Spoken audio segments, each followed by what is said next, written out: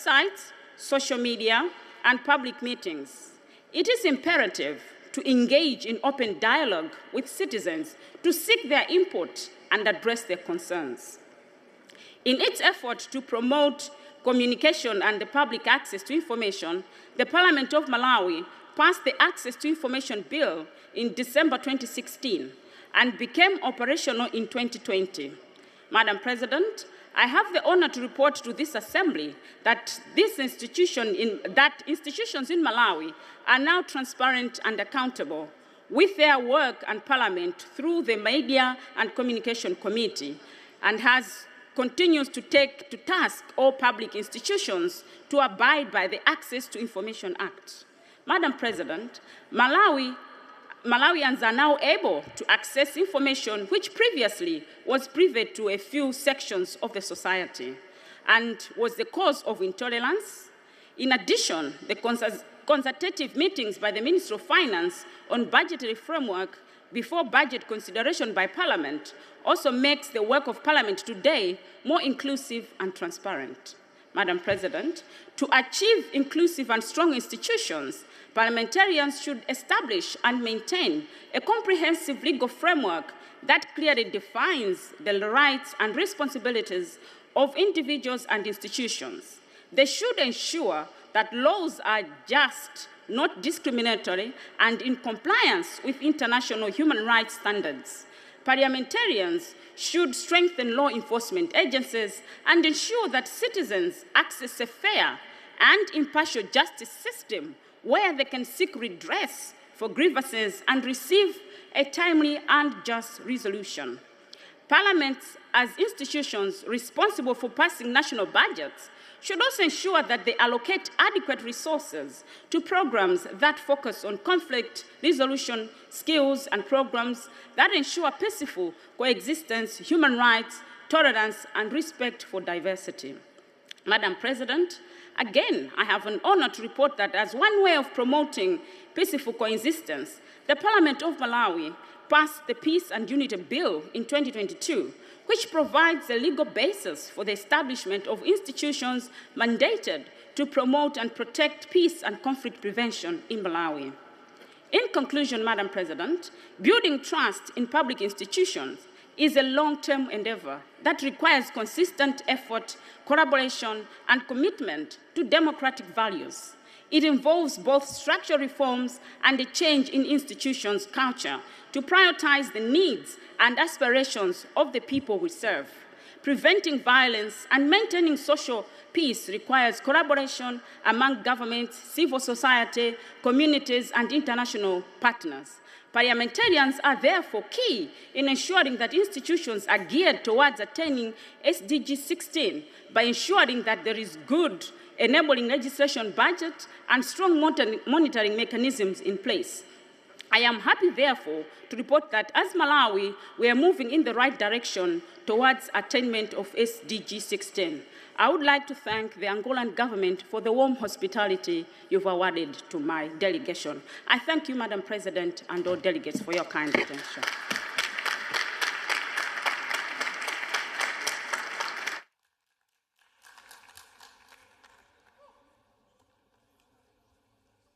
Merci. Merci beaucoup. Thank you. I now call on Madame de Oos from Belgium.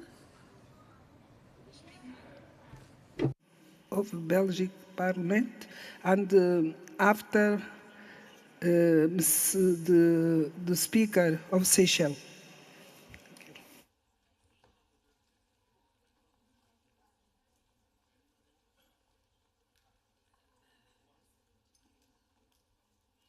Hello. Thank you, Madam President.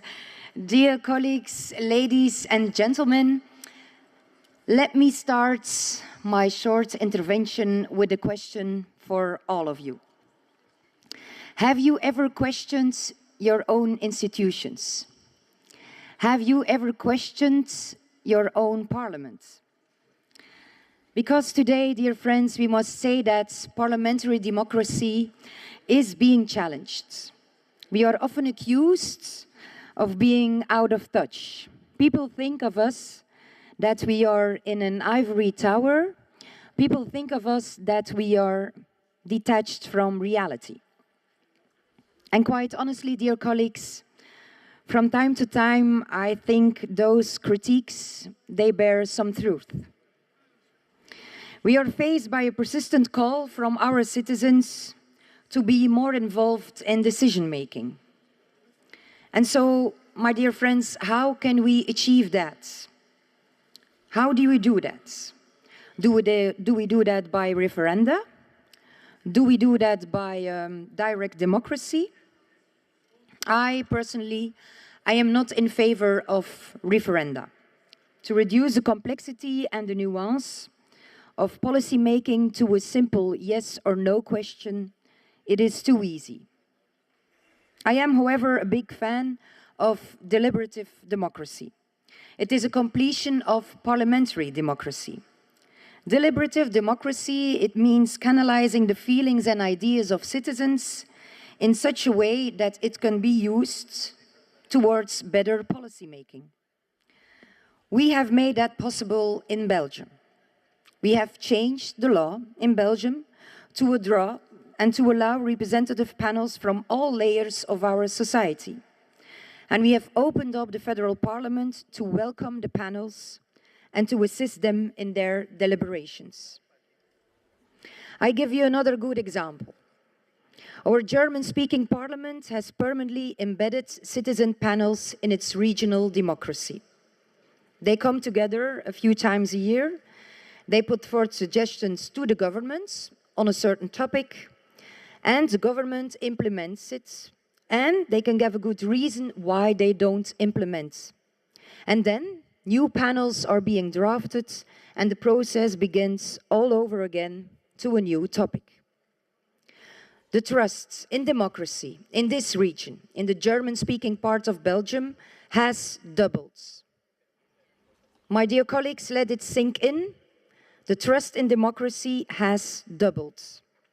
And we talk about measures to strengthen democracies. We talk about ways to prevent rioting against parliaments. We try to find reasons why trust in democracy is backsliding. I say, let's talk about this solution. Let's talk about reinventing democracy. Not to replace democracy, but only to make it better. Ireland is a good example too, of how citizens can decide on tough questions without completely polarizing society. In Ireland, citizens' panels talked about same-sex marriage and abortion. Both are legal today and widely accepted. My congratulations to the Irish friends. And in Iceland, thank you so much. And in Iceland, the entire constitution was rewritten by citizens. They were surrounded by experts, of course, but citizens, they made the tough calls. I call that quite impressive, my dear colleagues. The citizens, they took responsibility. And there are numerous examples of local initiatives and parliamentary initiatives all around the world which further prove this point. If people are allowed to cooperate, they will cooperate. If people have a voice, they will use it. And if the people, in the end, feel their voice has been heard, their faith in democracy will rise. So, dear colleagues, it's because of this that I ask you to be critical about our own parliaments. Dare to reinvent the old ways, because the old ways date away for a long back time. It's a new world we live in, a different world, with a big voice for citizens. And I, as President of the Belgian Senate, have proposed to completely reform my own institution, to demolish my own institution, and to install a permanent citizens' assembly. I believe they can save democracy. I thank you. Thank you. Now I call the Seychelles. Mr. Mancien, please follow up par South Africa.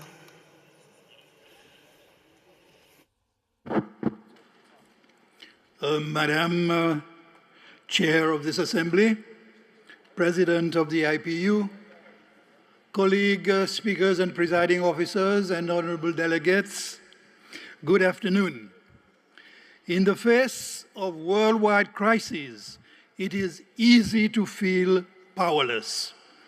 It is easy to feel that there is really nothing an individual country, especially a small country like mine, can do to avert the disaster of war. But remaining silent is not an option, and we must take every opportunity to speak that we can get. If those in favor of peace do not speak out, then we will only hear the voices in favor of war, conflict, and hate.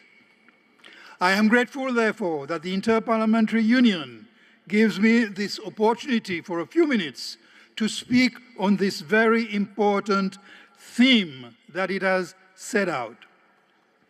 I stand before you for only one reason, and that is to declare my country's commitment to the goals set out in this theme. In the theme for this Assembly, peace, justice, and strong institutions. The world needs peace. Today, the world is plagued with innumerable conflicts between nations, between peoples, and between groups that differ on the lines of race, ethnicity, religion, and political affiliation. Our attention today is largely focused on the war in Ukraine and in Palestine, but we can add many others. Judging the causes and reasons for these conflicts are complex, but what is evident to me is that they are all pointless. There will be no winners in this war. Even those who assert themselves militarily will be losers because they will inherit, along with all of us, a poorer world, physically and morally damaged. Without having to judge on who is right and who is wrong, our concern is that there are innocent people paying the price, and a huge price: death, destruction, suffering, poverty, disease, starvation. Our hearts weep at the plight of peoples victims of these conflicts everywhere. The irony is that the world has made tremendous progress in knowledge, technology, and capabilities to control and exploit our environment. Verily, we live in a world of wonder. We can conquer space. We can replicate people, robots, to represent us. Unfortunately, that also includes the capacity to wage war, which puts us all at greater risk. Progress has made the world more dangerous and more risky. The question today is whether we can find our way back to the ideal of establishing peace and security for all countries and peoples. The theme of this Assembly is correct in focusing on justice.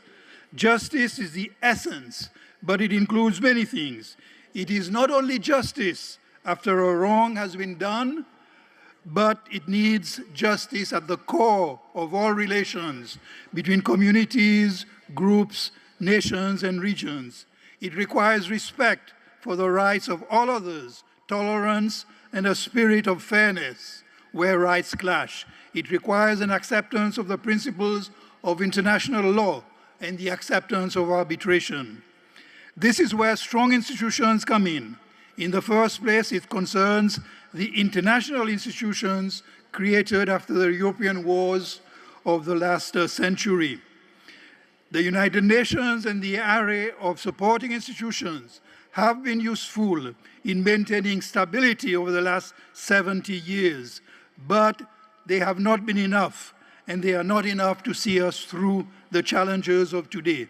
These institutions are powerless when its members refuse to adhere by the principles of justice. There is the recognition that we need to reform and revitalize those institutions so that they can be effective in securing peace and stability. Whether this will come is the question. But the other recourse is a strengthening of democratic institutions in all countries of the world. Democracy is not a guarantee, but it is our best recourse in preventing conflict, because it can stop those who hold power from engaging in endeavors harmful to the interests of their citizens as a whole. The declaration of this organization, IPU, Democracy for Everyone, remains the best recourse for presenting peace and security.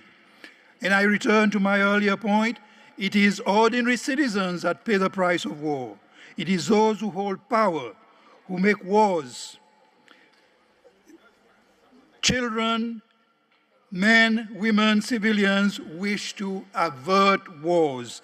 And I pledge the commitment of my country to everything that can be done in securing this goal of the IPU.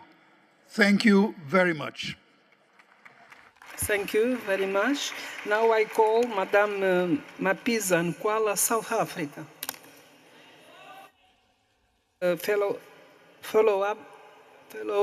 Followed by Côte d'Ivoire.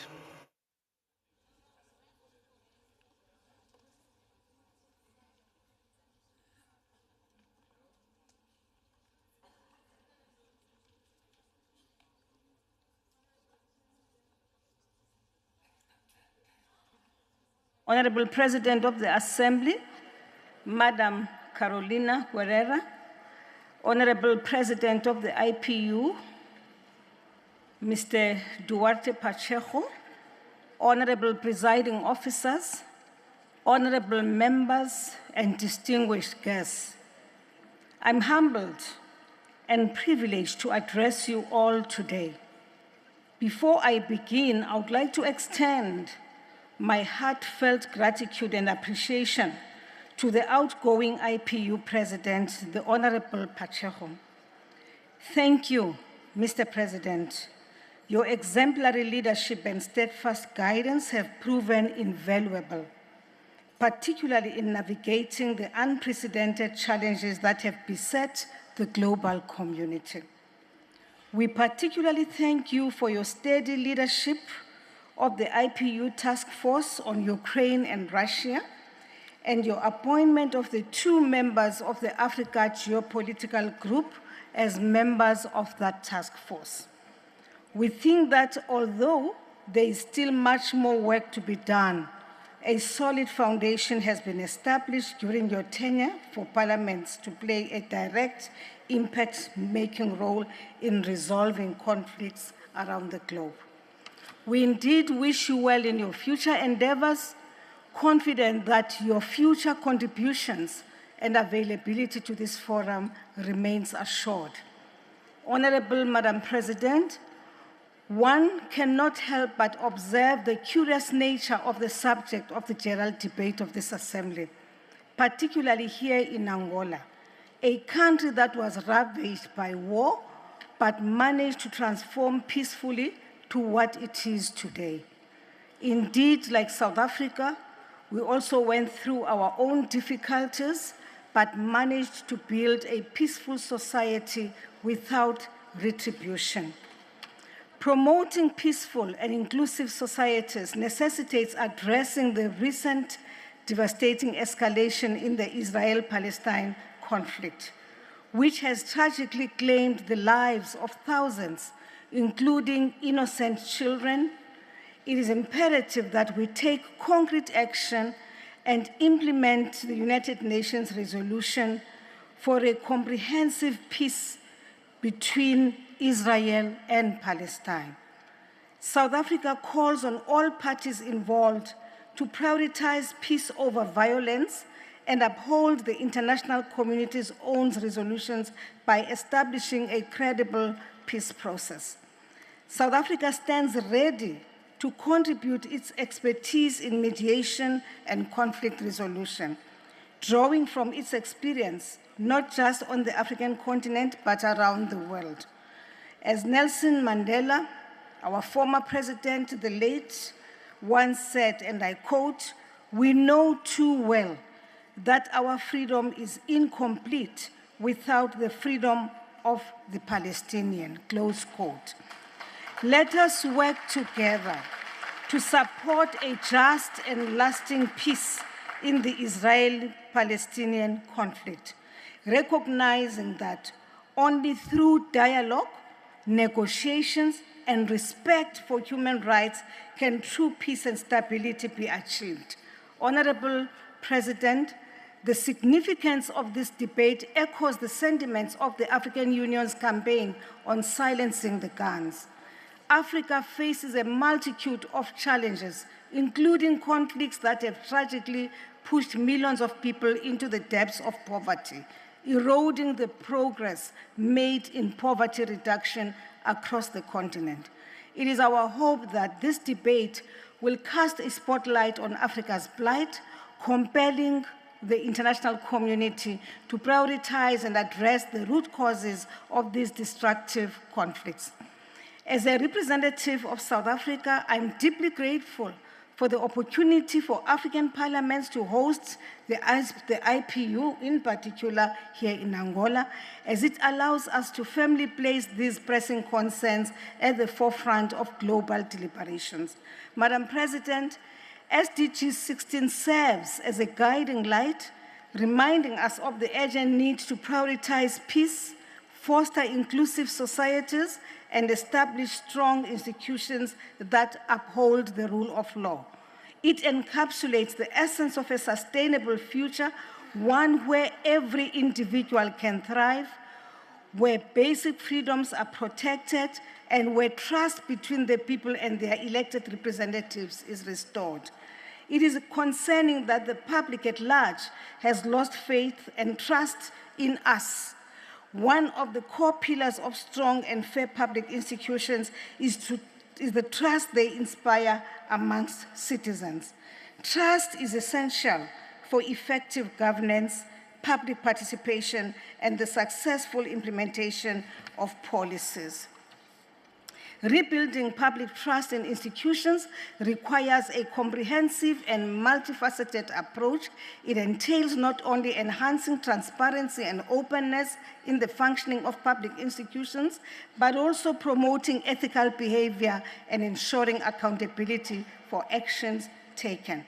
For Parliament, it goes beyond championing openness and transparency in the legislative process.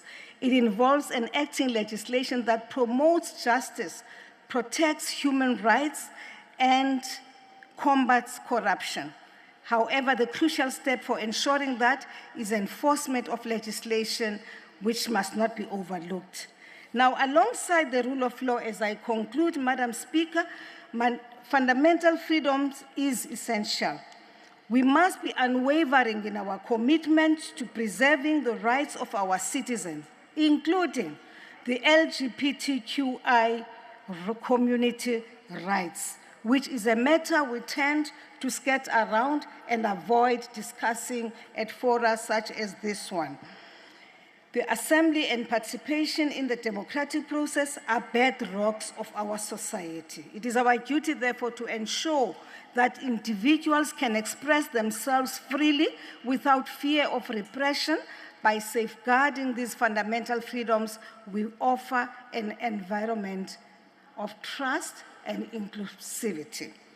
Thank you, Madam Speaker.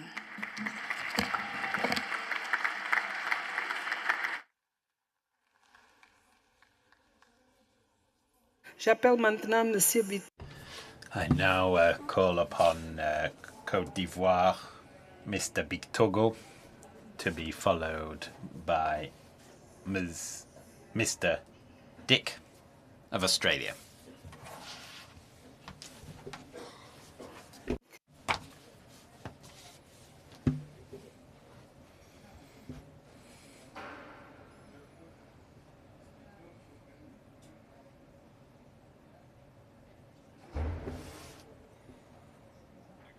Monsieur Duarte.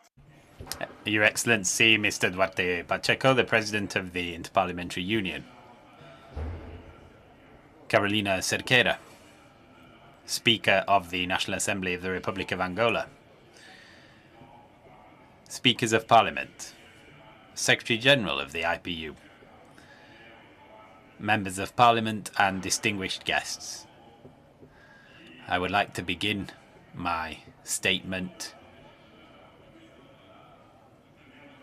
by asking the Speaker of the National Assembly of Angola to send the fraternal greetings of my President to the President of Angola. I would also like to express our deep gratitude and our warm thanks for the high-level welcome that we have received here since our arrival in the country of the Palanca Negra. I'd also like to thank the President and Secretary General of the Inter-Parliamentary Union, whom I congratulate for the excellent way in which they've organised this meeting.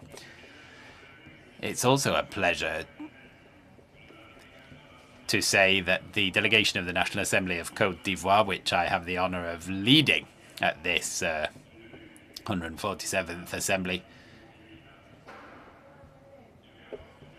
I'd like to say that we are delighted to be here in Angola and to see this country thriving after its conflict. 20 years after the end of that conflict, since 2022, Angola has been the third best performing economy in Sub-Saharan Africa after South Africa and Nigeria. I'd like to congratulate President Lorenzo for that excellent performance along with the Angolan people. Ladies and gentlemen, the convening of this 147th Assembly of the IPU is happening at a moment where the world is affected by many situations that are threatening peace and international security. We see the world being battered by the effects of climate change, particularly recent earthquakes in Turkey and Morocco, as well as floods in Libya and the United States, droughts in the Horn of Africa.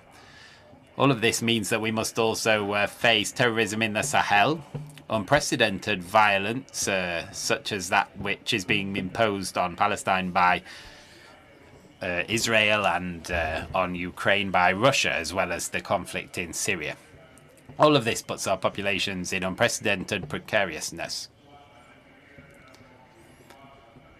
either on their own territories or beyond those territories. Ladies and gentlemen, distinguished members of Parliament,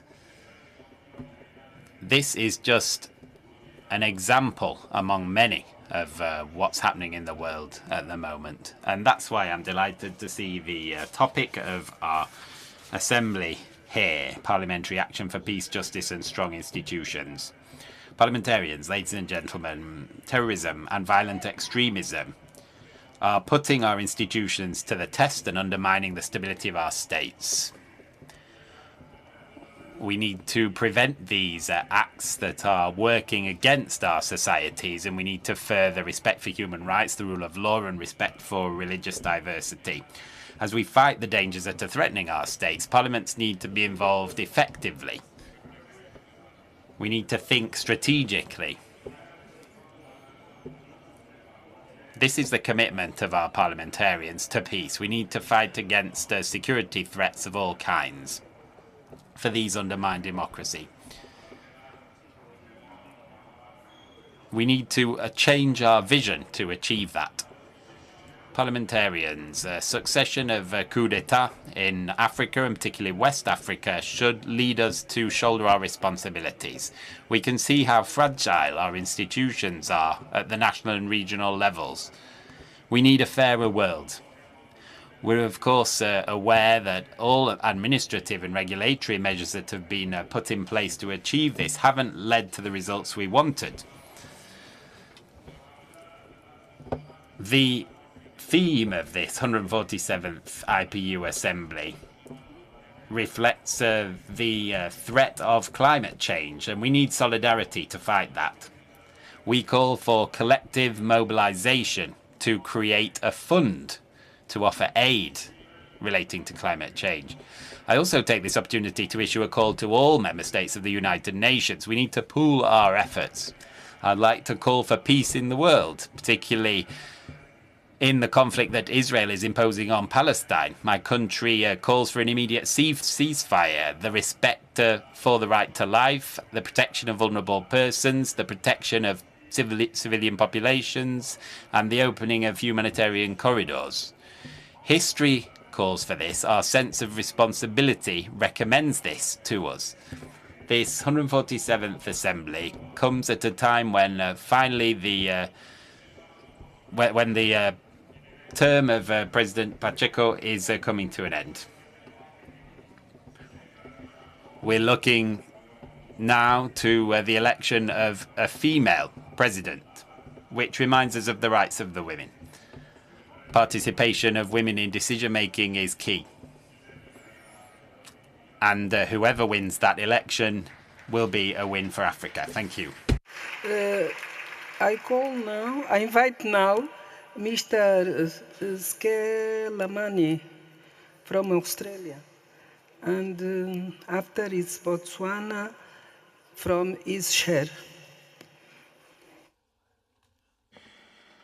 The President of the Inter-Parliamentary Union, and to Madam Speaker, thank you for your leadership, your vision, but most importantly of welcoming us all here to the beautiful country of Angola. I'm grateful for the opportunity to contribute to the debate on this fundamentally important issue on behalf of the Australian Parliament. At the centre of the IPU's 2022 to 2026 strategy, which prioritises action towards achieving the Sustainable Development Goals, is a specific commitment to improve the representation of women, young people, people of diverse faith, members of the LGBTIQ+ community and minorities in Parliament, as these issues are amongst my key priorities as Speaker of the House of Representatives and as current Chair of the IPU Asia Pacific Group, and I'm honoured to be elected to the ExCom Committee of the IPU, the first time in 30 years an Australian has served on this important body. In fact, in my capacity as Chair of the Asia Pacific Group this year, I've initiated the Asia Pacific Group series focused on youth engagement with Parliament, as well as women's leadership and engagement with Parliament in the Asia Pacific. I'm pleased to report to the Assembly that as part of the series, we have had 13 speakers from across our region and 61 participants from 18 countries in attendance. I thank Dan Carden, MP, the President of the Board of the Forum of Young MPs, and Ms. Cynthia Lopez Castro, President of the Bureau of Women, an outstanding leader and advocate for women in Parliament across the world. Today, I want to highlight important areas in which Australia is taking action to provide for a responsive, inclusive and participatory Parliament, while also strengthening the effective and accountability of public institutions. Last year, we saw a record number of women elected to the Australian Parliament. In fact, we achieved the highest representation of women in our history, with the upper house becoming a female majority chamber. Today in Australia, 45% of all members of Parliament are women. These statistics and recent appointments are significant events within the Australian Parliament. It demonstrates the growing trend of increasing diversity amongst our parliaments.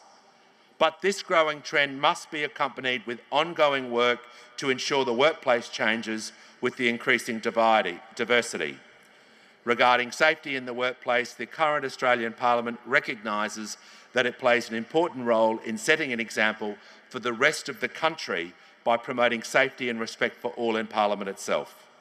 A crucial part of continuing to build confidence in Australia's public institutions is addressing all instances of corruption.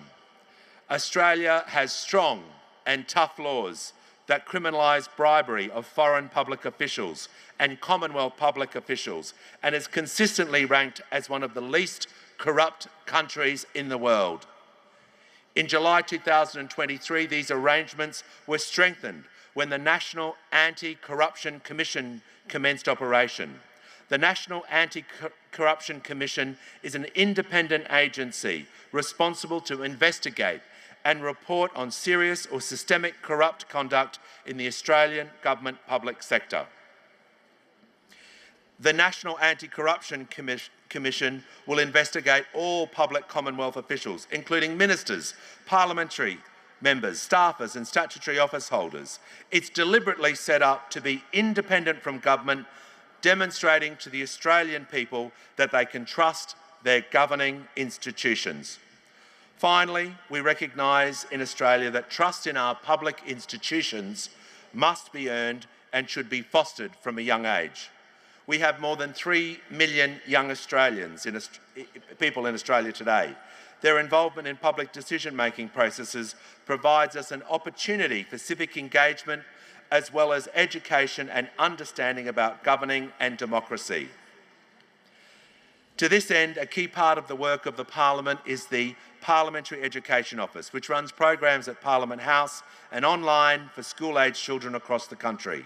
I'm pleased to note that over 31 years, more than 2.4 million students have participated in the PE program. Last year, I launched a new initiative as Speaker of the House of Representatives to make civics education accessible to students regardless of their location across our massive country, Australia. I've also visited more than 50 schools in rural and remote parts of Australia to ensure that students who would not otherwise have that opportunity understand the importance of civics and our institutions.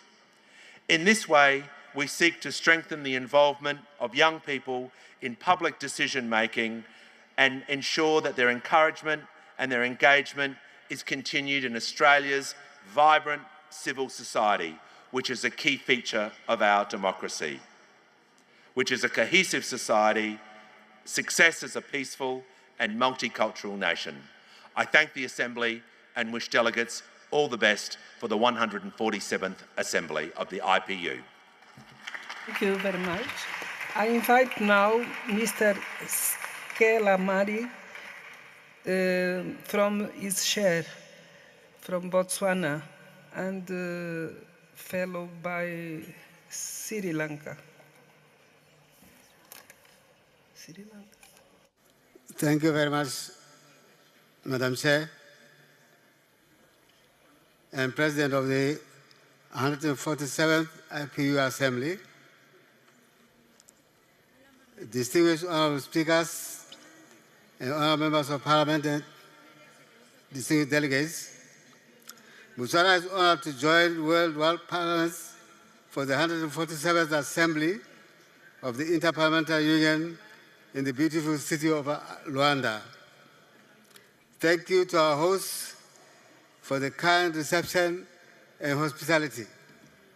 Ladies and gentlemen, as parliaments, are we delivering on peace, justice and good governance that our people require?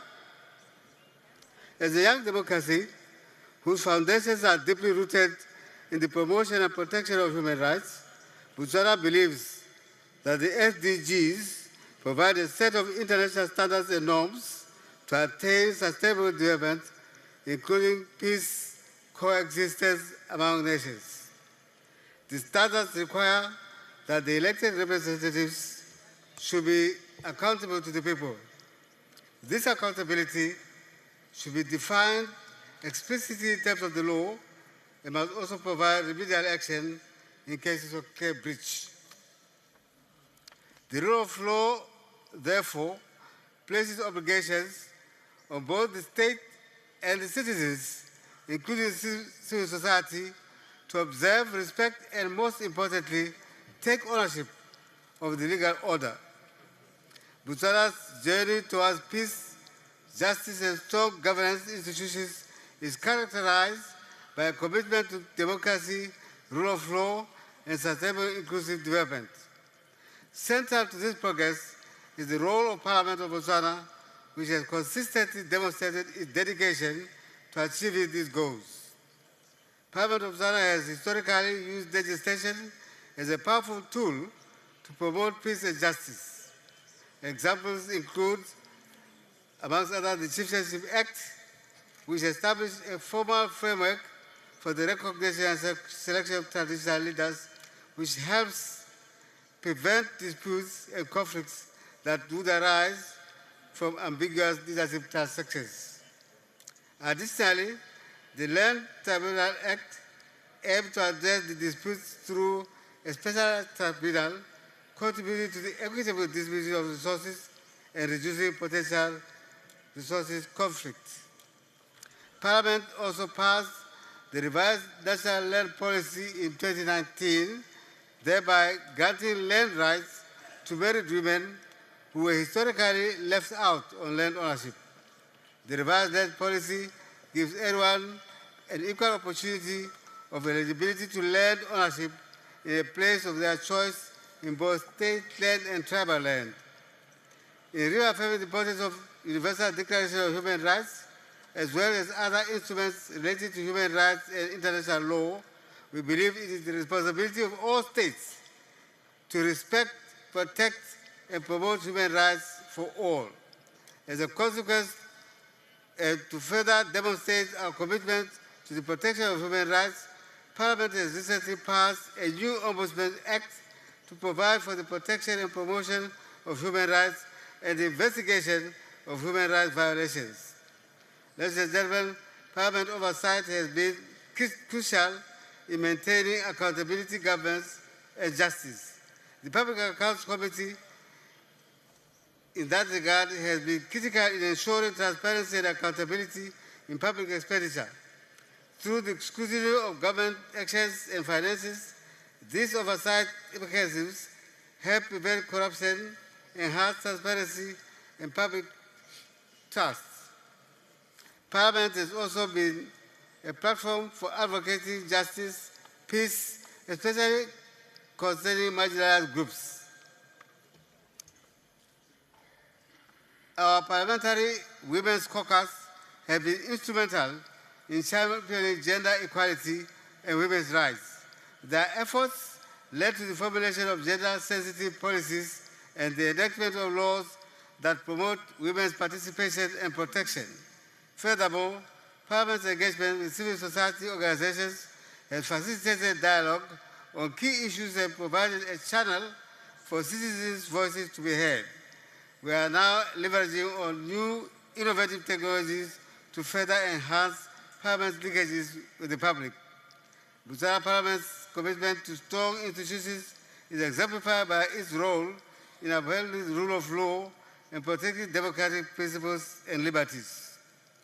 The country's judicial system, known for its independence, has been supported by the Parliament's enactment of laws that safeguard judicial integrity.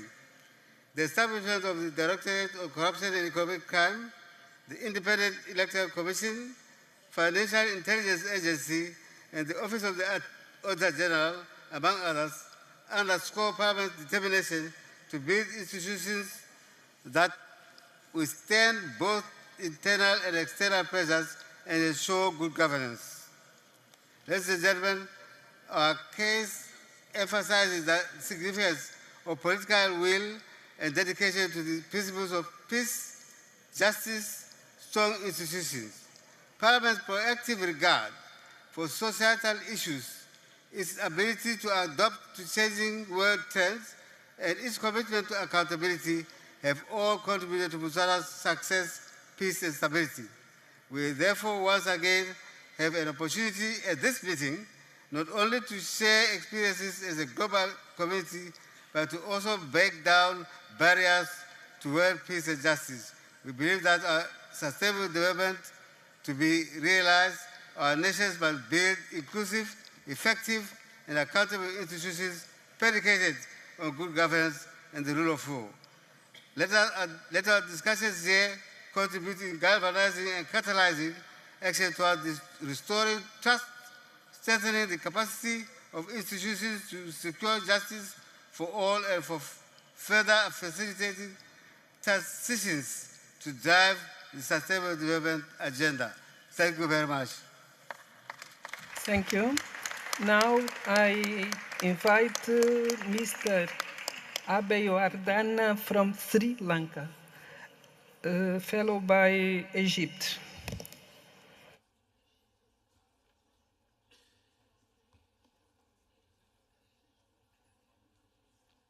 Madam Chair, distinguished guests, ladies and gentlemen. It is with great pleasure that we are taking part in 147th IPU Assembly here in this beautiful city. And I should thank the Angolan government and the Speaker and the President for organizing and the hospitality that had been extended to us for this, in this valuable location. And Sri Lanka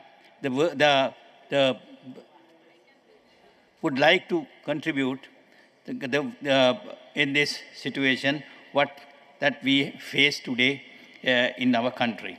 The world today faces unprecedented global challenges. The COVID-19 pandemic and its consequences, adverse impacting climate change and rising conflicts have created multifaceted impacts on people and the planet. In this context, achieving the sustainable development goals have become extremely challenging, especially for developing countries, including Sri Lanka. Last year, Sri Lanka experienced its most challenging period in recent times amidst unprecedented global crisis. In the process of overcoming challenges resulting from widespread social unrest and protests, the government and the people of Sri Lanka have ensured the peaceful political transition while our democratic institutions have remained stable. The focus of the government since last year has been on two approaches. On one hand, the achieving economic stabilization and recovery, and the other hand, the rebuilding trust and confidence between people and the government through several reforms initiated on economic, financial, institutional, and reconciliation fronts. The results of these efforts have been very positive. Sri Lankan economy is already showing signs of recovery. Inflation has dropped to single digits and the currency has strengthened. The foreign remittances have revived. Tourism has improved and shortages of essentials, fuel, medicine are overcome and foreign currency reserves have grown. The people of Sri Lanka are already witnessing these positive outcomes of in their daily lives. The confidence of the progress of the country has revived internally and externally. The intention of the government is bringing the country towards sustainable and stable recovery and growth, which will benefit the segments of Sri Lankan society, ensuring peace, prosperity, and reconciliation for the present and the future generations. The Parliament of Sri Lanka is committed to play a vital role in realizing these objectives through its lawmaking, budgeting, and oversight functions. Salient points of Sri Lanka's progress in this regard as follows. The 21st Amendment to the Constitution passed by the Parliament in October 2022 further strengthened the democratic governance, independent oversight of key institutions, and the composition of Constitutional Council and independent commissions following the recommendations made by the Constitutional Council. New appointments to independent commissions, including elections and human rights commissions, have been made in June 2023. Anti-Corruption Act passed by the Parliament has strengthened the financial and functional independence of the Commission to investigate allegations of bribery and corruption. The Human Rights Commission of Sri Lanka has been reconstituted and in accordance with the procedures mandated by the Constitution, and financial provisions have been allocated to implement its mandate.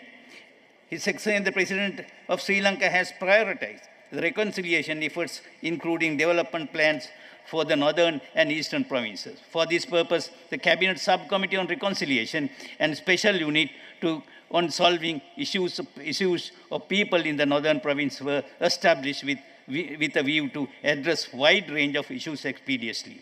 The interim secretariat proposed by Truth and Reconciliation mechanism is established. and anti-terrorism bills have been approved by the cabinet and has been gazetted, and it will be subject to subsequent procedures as per the Constitution. The tangible progress have been made by independent domestic mechanism dealing with reconciliation, inter alia, the Office of Missing Persons and Reparations, and Office of National Unity and Reconciliation in the Office of Overseas Sri Lankan Affairs functions, and central point of the government's engagement with overseas Sri Lankans, promoting reconciliation through dialogue and understanding. Sri Lanka adopted its National Action Plan on Women and Peace and Security, WPS, for the period of 2023-27 with support of Government of Japan and UN Women.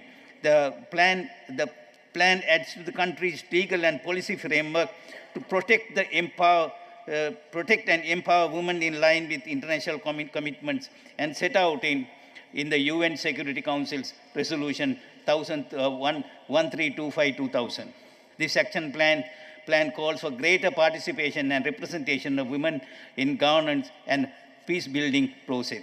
In May 2023, the Parliament took a historical initiative to include youth participants in the sectorial oversight committees. So youth were selected, and they can now give their suggestions to the committee, which will be annexed to the committee report covering all portfolios. Sri Lanka, a number of initiatives have been taken to view accelerating progress in SDG 16. Accordingly, Interagency Steering Committee was established under new leadership, and the Ministry of Justice focusing on 4 core areas. Instead of recognizing the progress being made by Sri Lanka in strengthening in democratic institutions, the promoting peace, justice and reconciliation, it is regrettable that the UN Human Rights Council adopted 2 resolutions, namely Resolution 46/1 and 51/1, which were rejected by the government of Sri Lanka. Notwithstanding its position on the HRC resolutions, and Sri Lanka has continued its constructive engagement with the UN and the international community. Sri Lanka remains committed to constructive dialogue, forging partnerships in fostering international cooperation towards achieving sustainable development, peace and reconciliation. The government of Sri Lanka is committed to achieve SDGs to have aligned its national policies facilitating attainment of these goals. Sri Lanka enacted the Sustainable Development Act 2017, which established the Sustainable Development Council as key government institution responsible for coordination, facilitation, monitoring, evaluation, and reporting on implementation of 2030 Agenda for Sustainable Development in Sri Lanka. Thank you very much. Now I call Egypt, Mr. Gebali, followed by Nepal. Thank you.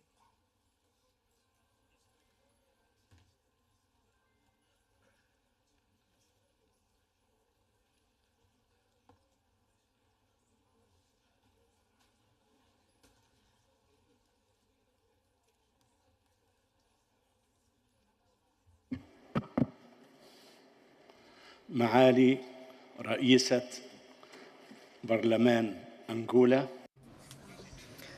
Distinguished Speaker of the National Assembly of Angola, distinguished delegates, it's a pleasure for me to say how happy I am to be here with you.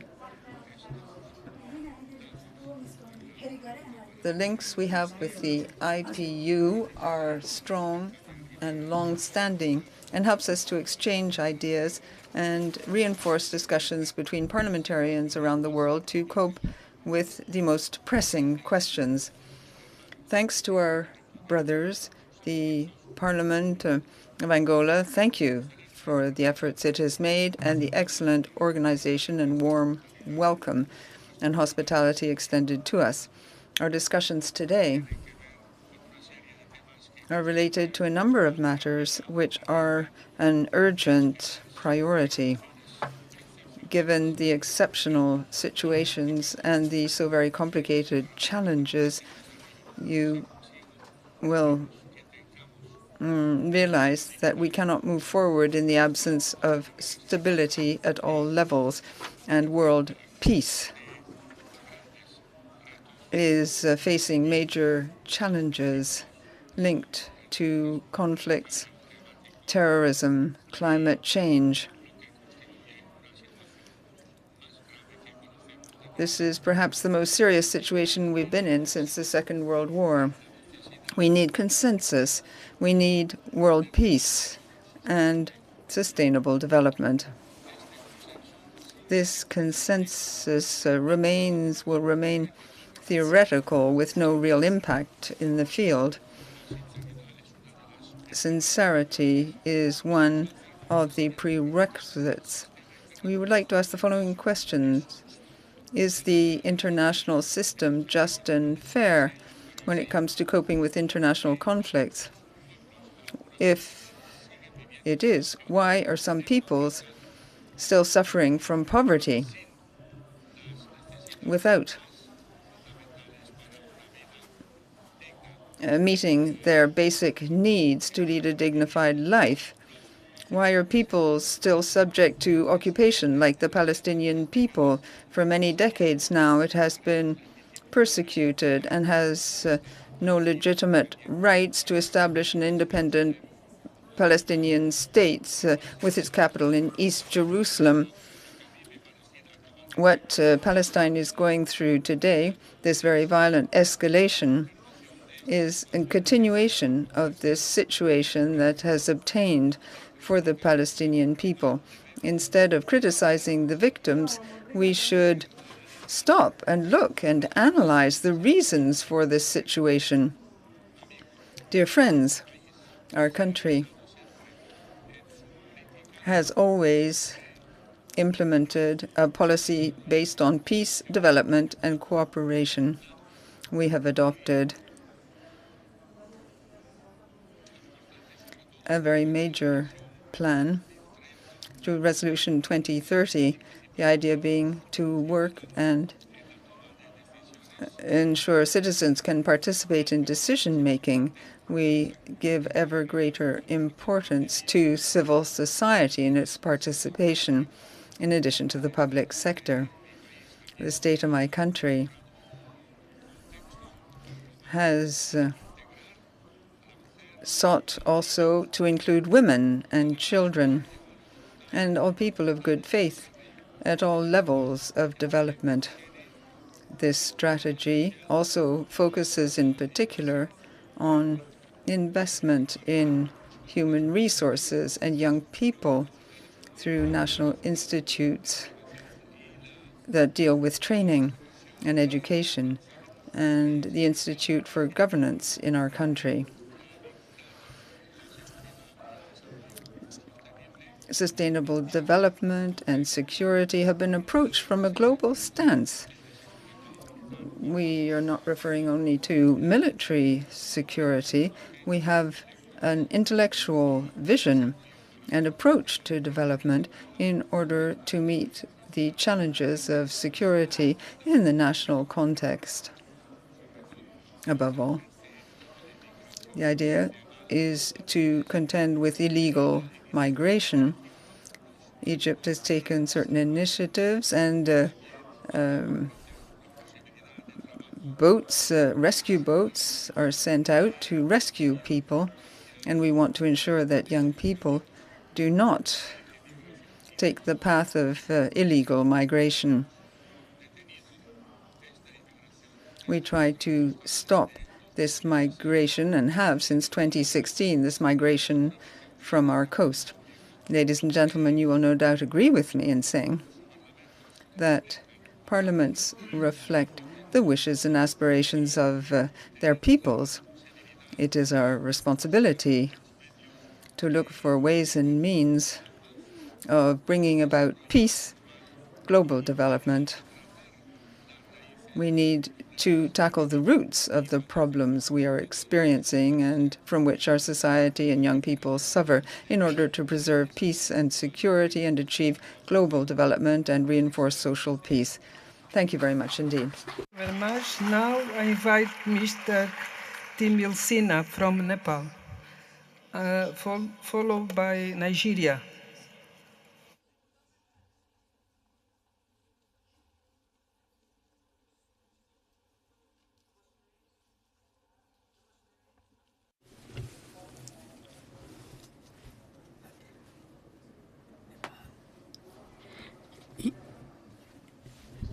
Your Excellency, the President of the Assembly, I thank Your Excellency for an opportunity to address the dignitaries present in the 147th IPU Assembly on behalf of the Federal Parliament of Nepal. Conceived with the pious goal of eradicating sorrows faced by humanity and establishing peace in the world, the United Nations has come to be recognized as a champion of peace, security, and development in the world. The United Nations adopted Millennium Development Goals from 2000 to 2015, focusing on eradicating the extreme problems faced by humans, expanding the scope to lasting betterment of not only humans but all life as well as the earth itself. Sustainable Development Goals have been adopted by all member states for 2015 to 2030. These goals are functioning to ensure the development of future generation through unified actions of all states socially, economically, and ecologically. Mr. President, Nepal has internalized the core values of SDGs. The preamble of the Constitution of Nepal refers to the ambition of Nepali citizens for sustainability of peace, good governance, development, and prosperity. Social justice and inclusion have been protected as fundamental rights, and the state has taken up a policy to end all forms of discrimination, inequality, exploitation, and injustice. With the transition to a three-tier federal structure, provincial policy and planning commissions have been established at each province in addition to the already existing National Planning Commission. This ensures that the national and provincial policies are harmonized with the SDG. Taking SDGs as a national priority, a National SDG Steering Committee has been instituted, chaired by the Prime Minister and having the chief ministries of all 7 provinces among its members. The Federal Parliament of Nepal has put SDGs at the forefront. The bills presented before the Parliament are scrutinized from the point of view of SDGs. The Parliament has continuously been cautioning the government regarding the implementation of its programs and policies to attain the SDGs. The National Assembly, one of the 2 chambers of the Federal Parliament, has formed a parliamentary committee on sustainable development and good governance. The committee discusses with all 3 tiers of government on the progress and plans of action regarding the SDGs and issues, policies, directions. Mr. President, the most serious crisis in today's world, violence, terrorism, money laundering, cross-border crime, climate change, these are not challenges that can be faced by governments alone. The participation and contribution of civic society, businesses, social activists, and private sector is a must if we are to face these challenges. Only when the institutions of the state are effective, accountable, trustworthy, and representative, the people are motivated to fulfill their duties towards the state. As long as the government institutions are not transparent, arbitrary, and non-inclusive, the people remain indifferent in their roles in fighting those challenges. Governments need to support and participation of civilizations to face the global crisis and march towards a prosperous future. The first challenge in the mission is to gain the unwavering trust of the citizens. Throughout the history of time, there have been wars, violence, discrimination, injustice, and unequal distribution of resources and opportunities, which have created division among communities. A divided society cannot be expected to emit positive energy. The action of the state and its institutions is essential to end the division and unify society. Such action is possible only through effective, transparent, and representative institutions. Mr. President, humans are the supreme being of nature who have achieved miraculous development using their conscience, but we also have expanded our maximum resources on military and atomic weapons of mass destruction rather than on peace and justice. The use of science and technology advancement, which should have been for the welfare of the beautiful earth and humanity, is being used instead for developing weapons that can destroy not only human life but the entire planet in moments. This is an irrational act. This is not admissible assault operation by strong countries on poor and weak countries. If any pretext has become a great threat to peace and justice, thus our efforts should be to heavily reduce expenditure on productions and use of weapons and waging a war and spend instead on justice and peace. Mr. President, it is imperative upon us to maintain peace and justice, to create a sustainable and prosperous future by solving contemporary global problems, and to make our institutions open, effective, transparent, inclusive, and representative. This is a matter of common interest for all countries, irrespective of geographic, economics, and political alignment. We need to make a collective commitment to make the role of Parliament effective in this campaign. Lastly, I would like to thank the Parliament and the Government of Angola for warm hospitality to me and my delegation in this beautiful city of Luanda. I wish for the success of this 147th IPU Assembly. I thank all the distinguished delegates for your kind attention.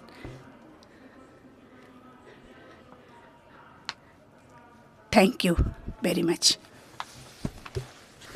Thank you. Now I invite Mr. From Nigeria, Mr. Akpabio. Okay, followed by Djibouti. Thank you.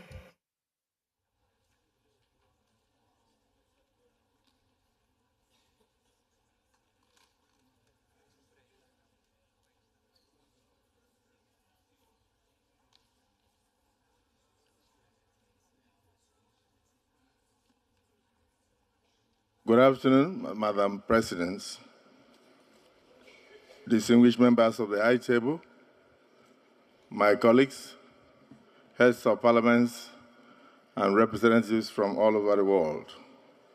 Ladies and gentlemen, on this 147th anniversary or Assembly of the International Parliamentary Union, I'm very delighted to stand before you as head of the parliament in Nigeria. For me, the International Parliamentary Union plays a very vital role in promoting global parliamentary cooperation, fosters dialogue, facilitates networking, and supports the strengthening of parliamentary institutions worldwide. By bringing all of us together from different countries and regions, the IPU promotes the exchange of ideas, the sharing of best practices, and the development of joint strategies to address common challenges. Through this effort, the IPU contributes to the advancement of parliamentary democracy and the achievement of global peace, justice, and strong institutions worldwide. In a world grappling with numerous challenges, it is therefore incumbent upon us as representatives of the people to collectively strive for a better future. First and foremost, let us recognize the paramount importance of peace. Of course, peace is not merely the absence of conflict. It is the foundation upon which prosperous nations are built, justice. Without peace, we cannot achieve sustainable development, protect human rights, and ensure the well-being of our citizens. Therefore, it is essential that we prioritize peace as a fundamental pillar of our parliamentary practices. Equally significant is the pursuit of justice. Justice is the bedrock of fair and equitable societies. It ensures that above the law, no one should be allowed. The rights of every individual must be safeguarded by enacting legislations that promote justice, combat corruption, and uphold the rule of law. Parliaments play a very vital role in creating just and inclusive societies where all individuals can thrive on. To achieve peace and justice, we must also focus on efforts on building strong institutions. The President of the Federal Republic of Nigeria, His Excellency Asiwaju Bola Ahmed Tinubu, in recognition of the need to achieve the SDG goal, has created a special office that he calls the Senior Special Assistant on SDG goals. Of course, this was made possible by legislation from the Parliament in Nigeria. In addition, in trouble areas in the country, we have in the Parliament also created a lot of agencies to combat the insurgencies and also to try to ameliorate the sufferings of the people.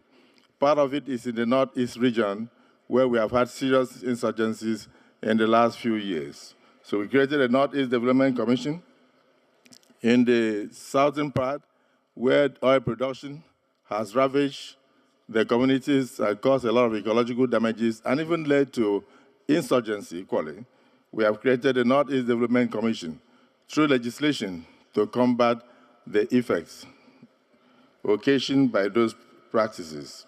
And of course, we have also brought about a lot of social investment programs, social engagements, one of which is what we call the NSIP, National Social Investment Program. We created it as an agency in Parliament in order to ensure that the vulnerable people in the society are achieved.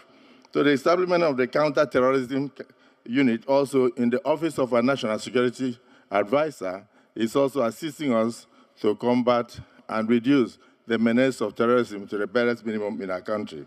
Effective governance and robust democratic processes rely on the strength of our parliamentary institutions.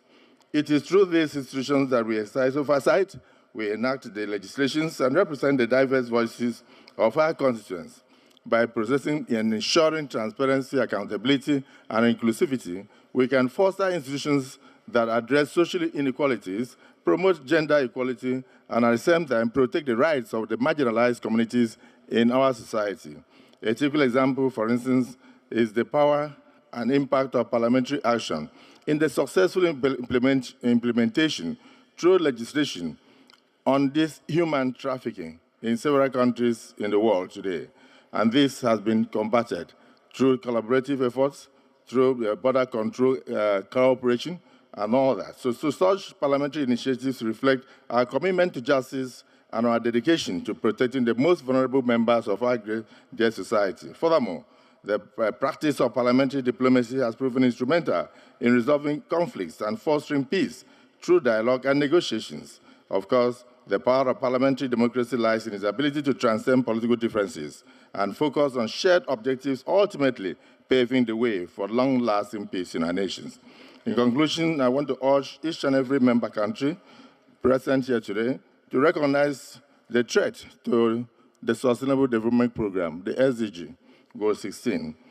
In the sub-region in Africa, in West Africa, currently we are having spats of coup d'etats that tend to erode democracies. And at the same time, we are also aware of what is happening in Gabon and other places. So I want to urge on you to condemn any non-democratic practice anywhere in the world, and then try your best to also come together to bring solution to the Middle East crisis and the Ukraine crisis. Thank you for listening to me, and I hope at the end of this exercise, the world will be a better place for all to live. Thank you. Thank you. Thank you. Agora chamo. And now I call Mr. Delator from Djibouti, and then I'll ask Ivory Coast, or Sierra Leone to come to the stand, please. Now, Djibouti, please.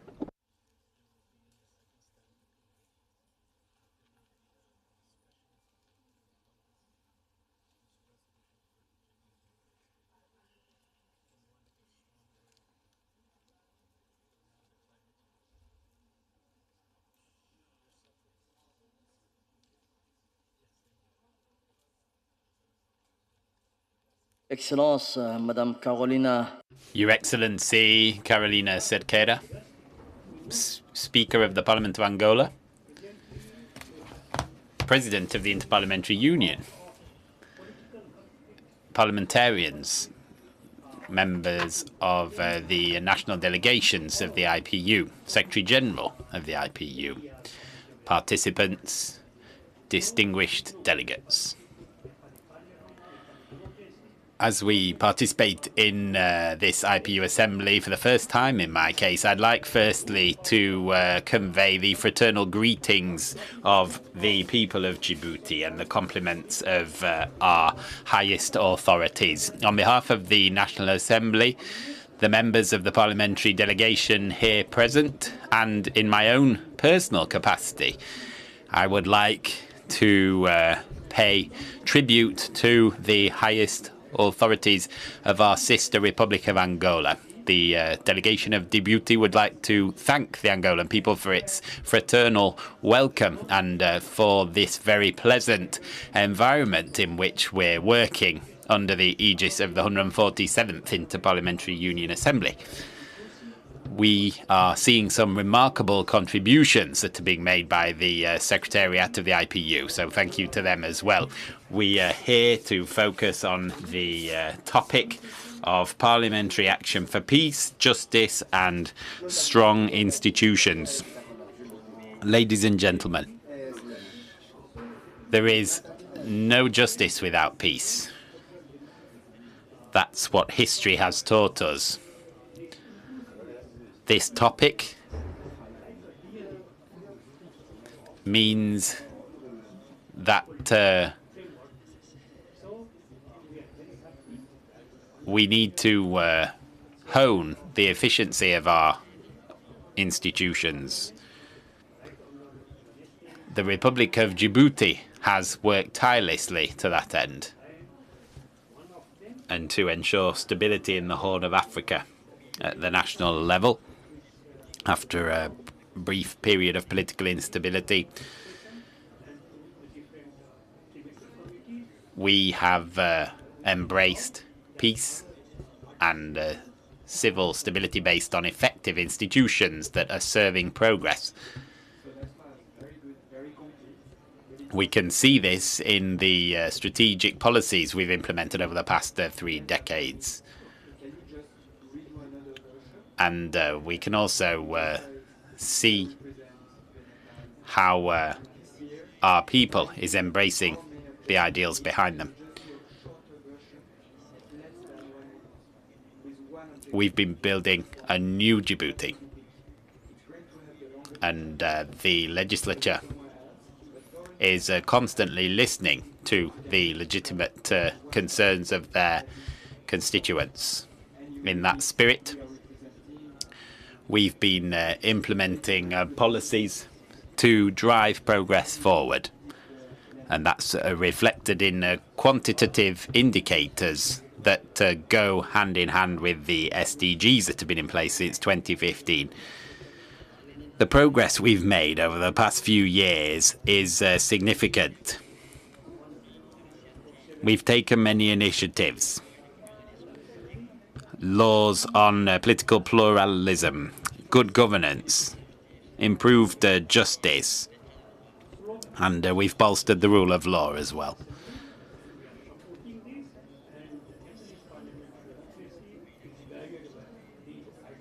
We've been taking concerted action on human rights, food security, education for all, social protection, and universal health coverage. I could list many more areas that we've been working on. The business environment, for example. We've made many successes then. And the National Assembly's been a key player in all of this, under its constitutional prerogatives. Ladies and gentlemen, the quest for peace, justice, and strong institutions is a fight that we've been waging under SDG 16. But it's a universal quest. These are fundamental values that are intrinsic to human life. In a world that's tipping ever more towards division, and in which security seems ever further away, parliamentarians around the world should work together to ensure peace and justice for all humankind.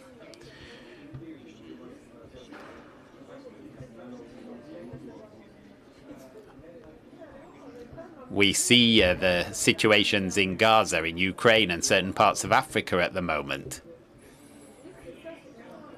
I don't need to say any more to explain how important peace, justice, equity, and tolerance are. Ladies and gentlemen, at a time of armed violence. We know that that scourge has a massive impact on the development of our countries. The rule of law, respect for human rights and good governance are key drivers for all of us. Ladies and gentlemen, in our national parliaments, it's our duty to prevent all the risk factors that might threaten the achievement of the UN's SDGs. We should therefore work together to achieve this process by which we can bolster good governance globally, to learn from lessons of the past. Peace is not just a word, it's a behaviour. That's something that we've been saying here in Africa. It's the cornerstone of preparing for our future.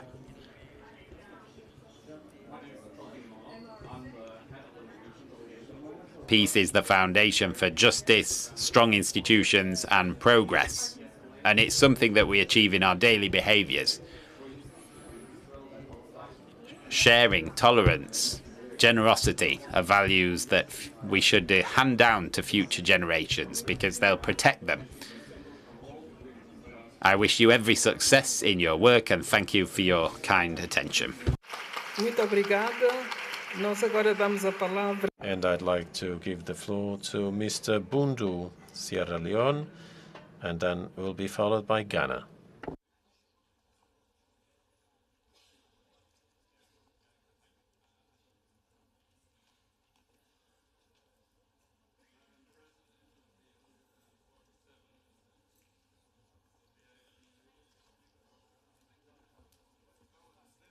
Madam President, colleagues, speakers, honorable members, distinguished ladies and gentlemen, it's a great honor for me to deliver this address at the 147th Assembly of the IPU, and we congratulate the Parliament of Angola for the excellent facilities put at our disposal. The topic for our discussion is most important and most timely. Sustainable Development Goal 16, Parliamentary Action for Peace, Justice and Strong Institutions, recognizes our critical role as parliaments in shaping societies and achieving sustainable development, maintaining peace and inclusive societies, promoting access to justice for all, and building effective, accountable, and inclusive institutions at all levels. Promoting and maintaining peace in society is our primary role. This is why we enact laws to protect human rights, foster social cohesion, and address the root causes of conflicts. We also provide dialogue and mediation, contribute to resolving conflicts, and build a culture of peace. Peace is the cornerstone of any thriving society. It is the foundation for building progress and development. It provides human rights, sustains social harmony, and enables economic growth. So it is crucial that we recognize and support parliamentary actions for fostering and consolidating peace. Unfortunately, our world today continues to be bedeviled by armed conflicts and violence. They are endangering the lives of millions in ways more than we can imagine. Sustainable Development Goal 16 should therefore serve to strengthen parliaments to advocate for peaceful solutions, for policies and for legislation that address the root causes of conflicts. Additionally, justice, an essential pillar of Goal 16, is fundamental to a fair and equitable society. Parliaments must therefore work to provide equal access to justice for all, promote the rule of law, and reduce corruption. In Sierra Leone, we've made it part of our effort to protect and promote human rights. We have expunged the death penalty from our criminal law and replaced it with life imprisonment. Also, we've strengthened our oversight responsibilities to make government more accountable and more transparent.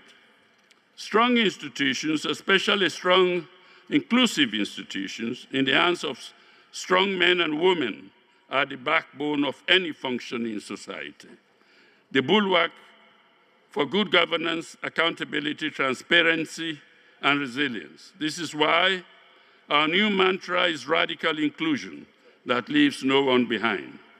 We have increased the participation of our women from around 10% to nearly 30%, both in our legislature and in the executive branches of government. We've achieved all this by changing our method of voting to proportional representation, a radical change in our electoral law. Political parties cannot take part in our general elections anymore unless for every 3 candidates they nominate, one at least is a woman. This is what we did in our just concluded general elections of June this year. In the next electoral cycle, we aim to move even closer towards gender equality. This is only fair as women constitute 52% of our population. Therefore, they deserve nothing less. Similarly, by passing laws to guarantee and strengthen freedom of speech, assembly, and association, parliaments can enable the citizenry to participate more and more in decision-making. To this end, the Parliament of Sierra Leone in 2020 removed from its statute book a law on seditious libel that was embedded in the Public Order Act of 1965 and had criminalized free speech. Effectively, Parliament removed a legal restraint that has somehow inhibited citizens from fully participating in governance. Additionally, we've established a functioning legal aid service and promoted an alternative dispute resolution mechanism as another significant milestone under Goal 16. However, this is not to say that the attainment of SDG 16 through parliamentary action is not without challenges. Lack of political will is one big challenge. Prioritizing other development goals over SDG 16 ultimately leaves it with insufficient national resources. It is essential, therefore, that parliamentary advocacy must never relent in seeking equal or higher priority for SDG 16 to ensure that it receives the necessary support and resources. Corruption and lack of transparency within institutions is another formidable challenge. Parliaments must continue to take a proactive role in combating corruption by enacting and enforcing anti-corruption laws. Lastly, parliaments must make it an overriding duty to seek to make their membership more inclusive and more representative of all sections of society. Women, youth, indigenous peoples, and other marginalized groups must have a voice in parliament and in decision-making executive organs. Their perspectives and experiences are just as essential in shaping policies that address the needs and concerns of all citizens. Thus, distinguished ladies and gentlemen, we in Sierra Leone have demonstrated in our own modest way that parliamentary action is vital for the achievement of SDG 16 on peace, justice, and strong institutions. Parliaments do have the power to effect radical inclusion. Let us therefore continue to work together to prioritize SDG 16 and unleash the transformative power of parliamentary action for a more just, peaceful, and prosperous world. I thank you all for your kind attention.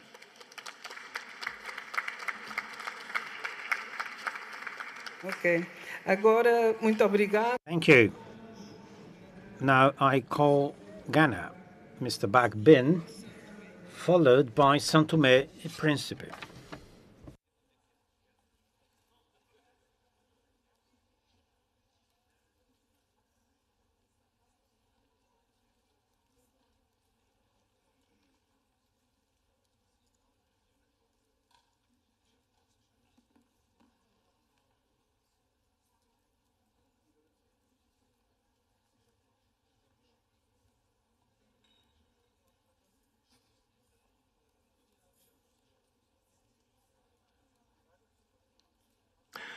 Her Excellency Carolina Sequeira, Chairperson of the 147th Inter-Parliamentary Union Assembly and host of the conference, Speaker of the National Assembly of the Republic of Angola, let me, on behalf of the delegation from Ghana, extend our warmest gratitude to you and through you to the President of the Republic of Angola and our brothers and sisters of Angola for first accepting to host this conference and for putting at the disposal of all present here the largesse that Angola is so well blessed with.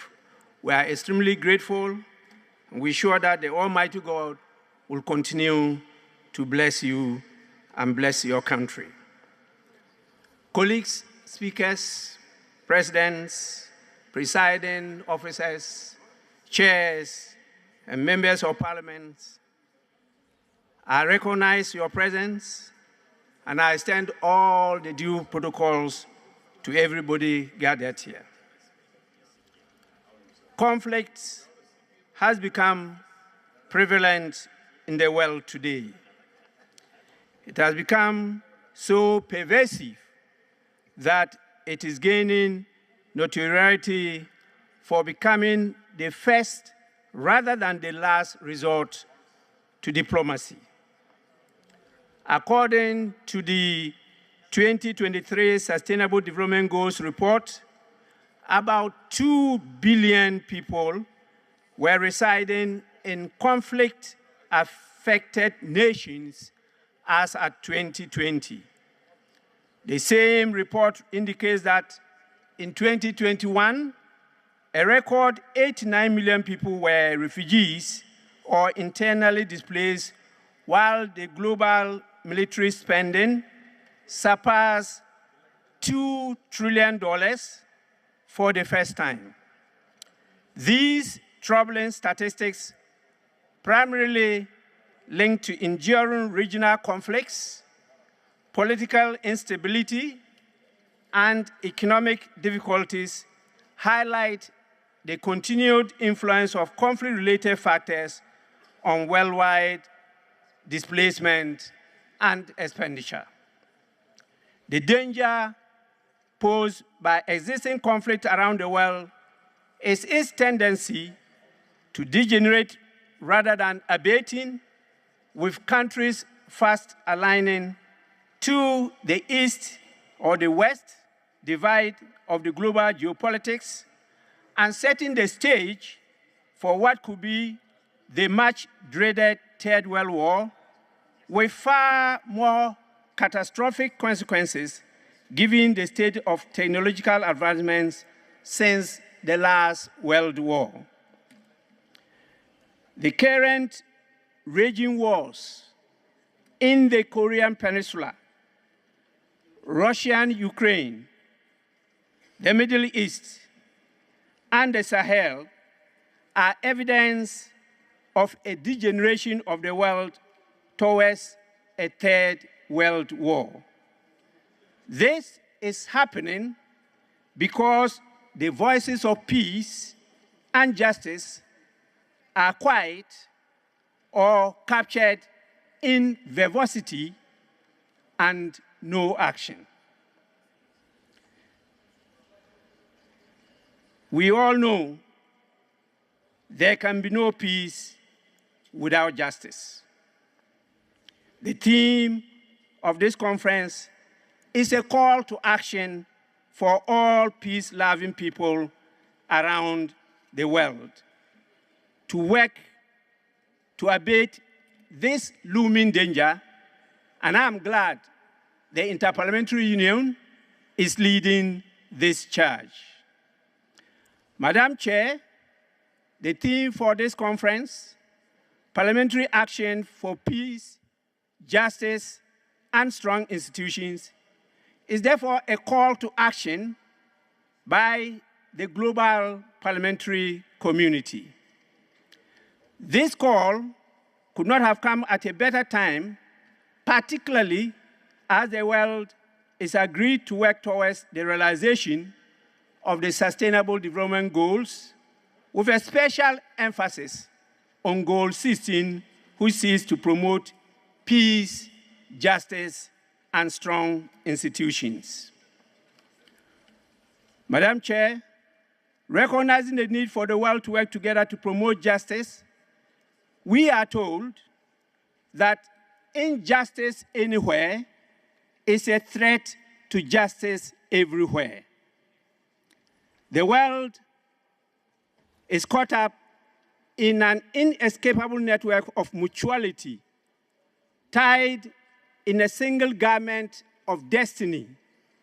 Whatever affects one directly affects all indirectly.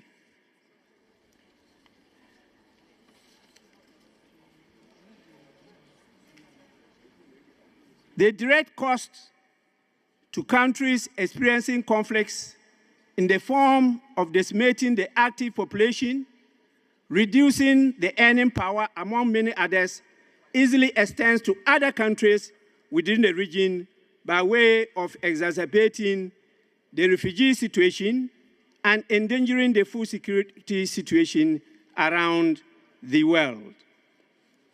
Madam Chair, parliamentarians have a responsibility not only to pass laws to promote equal access to state resources, including equal access to basic necessities such as healthcare, education, and infrastructure, but also to guarantee fair income distribution among the citizenry of our respective countries. This is to ensure that we achieve the Sustainable Development Goals, particularly Target 16B, which is to promote and enforce non-discriminatory laws and policies for sustainable development. Madam Speaker, it is with this I want to conclude by calling on this conference to work together more closely than ever to change the post-war global governance institutions. Those institutions were formed by the strong powers after the Second World War. And there are a lot of decisions that were taken that are not now relevant to today's realities. To be able to achieve the Sustainable Development Goals, we need to create strong global institutions that are inclusive of everybody. We have to broaden and strengthen the participation of the countries from the global south in these global institutions. We need to ensure that we are properly represented at the Security Council and the apex echelons of such other bodies as the World Bank and the IMF, among many others.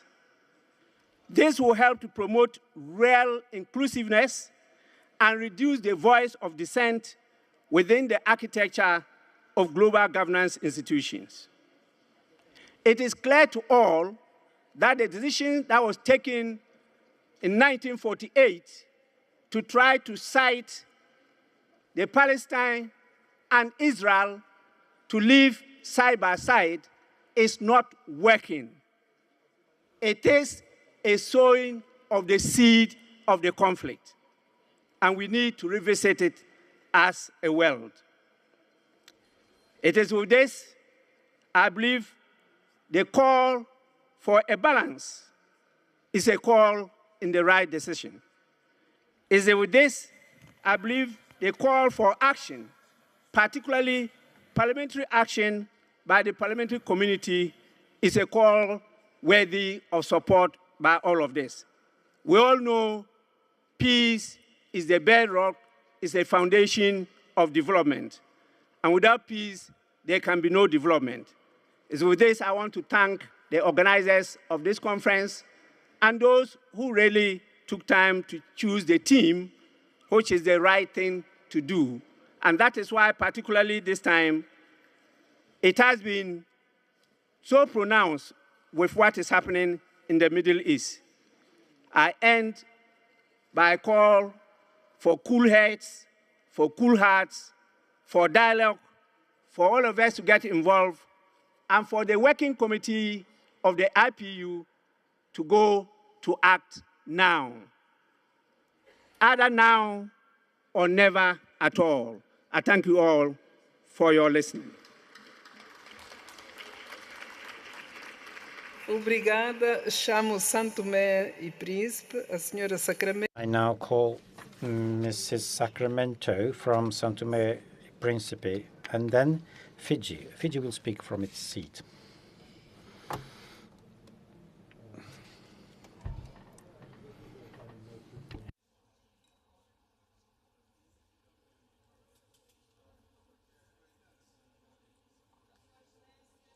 Microphone, please. Could you please ask the lady to turn on the microphone?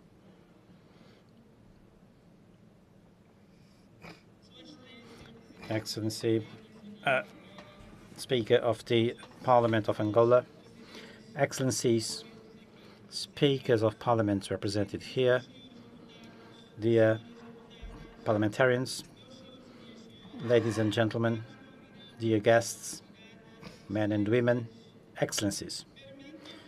Allow me to extend my words as my capacity as Speaker of the Parliament of Santo Tomé e Príncipe to greet and congratulate the distinguished Mr. Duarte Pacheco, President of the Inter-Parliamentary Union, acknowledging his efforts and the synergies he has mobilized for this 147th Assembly be a reality.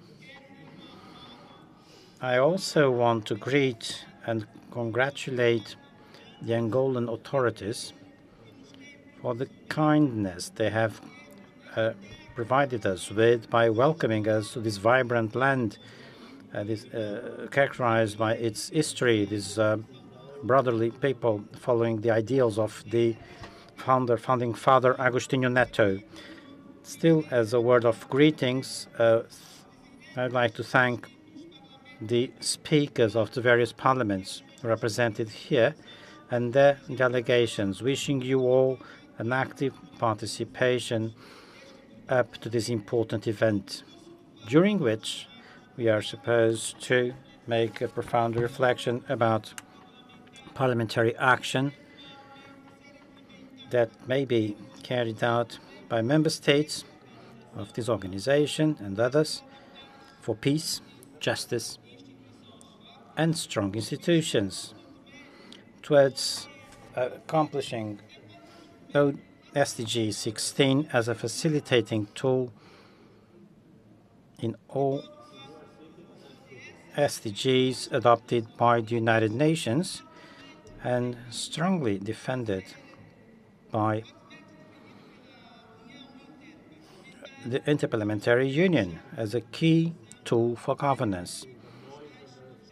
And so it's part of those objectives as the best global political recipe to fight poverty, achieve social justice, create conditions for peace, preserve nature, and promote human well-being.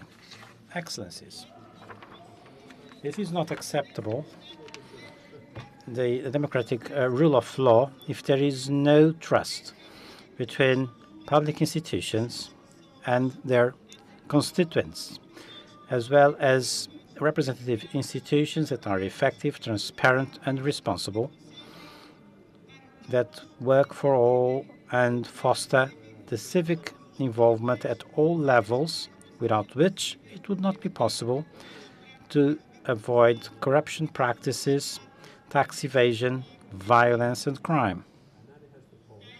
Hence, in my opinion, such a multidisciplinary and delicate subject as this raises from the outset the conviction that the political mission of parliaments entails applying legislative reforms that guarantee a greater transparency in governance by making available information to citizens as one of the instruments to fight corruption, social conflicts involving women and children, and allowing for the active participation of the population, hence enabling the strengthening of this relationship of trust between the people and their institutions. Therefore, we have to bring about improvements to social contracts between people and their institutions through the adoption of public policies that foster education for peace in schools and in society, allowing for the creation of a culture of respect for human rights and accepting diversity, tolerance, and nonviolence, as well as those that promote social and economic sustainable development based on the preservation of the environment and a responsible use of the natural resources in order to reduce conflicts stemming from their scarcity. We cannot neglect the need for the representativity of women, the young people, and other underrepresented groups in society to make all this process a reality, as the IPU guidelines suggest, in order to obtain a more responsible, inclusive, participated, and effective parliament in their decision-making. Because these assumptions increase the trust between the population and bring them closer to the institutions.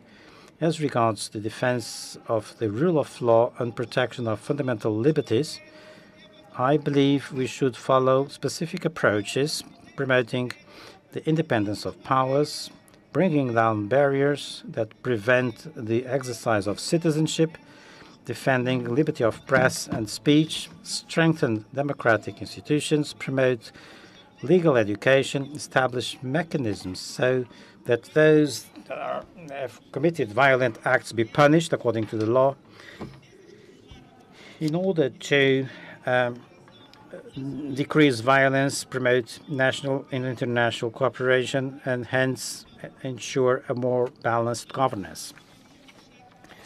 I must also say how I am a woman willing to do more for peace and justice, selling my ideals in the most diversified stages, looking for a greater awareness towards issues related to women, children, and adolescents as regards abuse, exploitation, traffic, torture, and other forms of violence. This is the path that we have to take if we wish to preserve democracy and rule of law in a world increasingly more shaken by internal and external conflicts that have caused constraints to the development process of countries as well as endangered the security of citizens.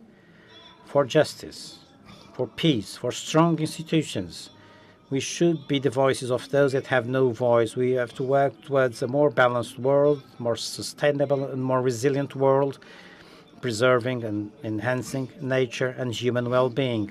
Thank you very much. Thank you very much, Madam. We now give the floor to Mr. Lala Malabu from Fiji. He will speak from his seat.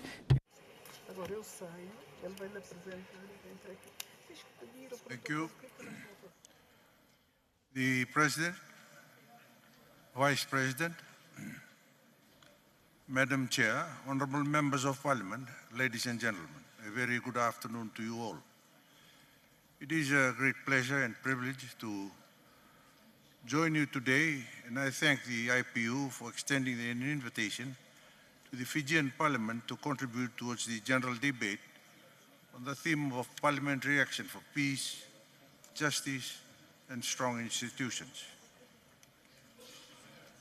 Madam Chair, parliaments have a constitutional responsibility to oversee how all of the SDGs are nationalized, implemented and supported by governments. As all are aware, parliaments directly relate to SDG 16, which promotes peaceful and inclusive societies for sustainable development, provides access to justice for all, and builds an effective and accountable and inclusive institution at all levels. Madam Chair, laws are required to create the legal framework for SDGs and have to be scrutinized and adopted by parliaments.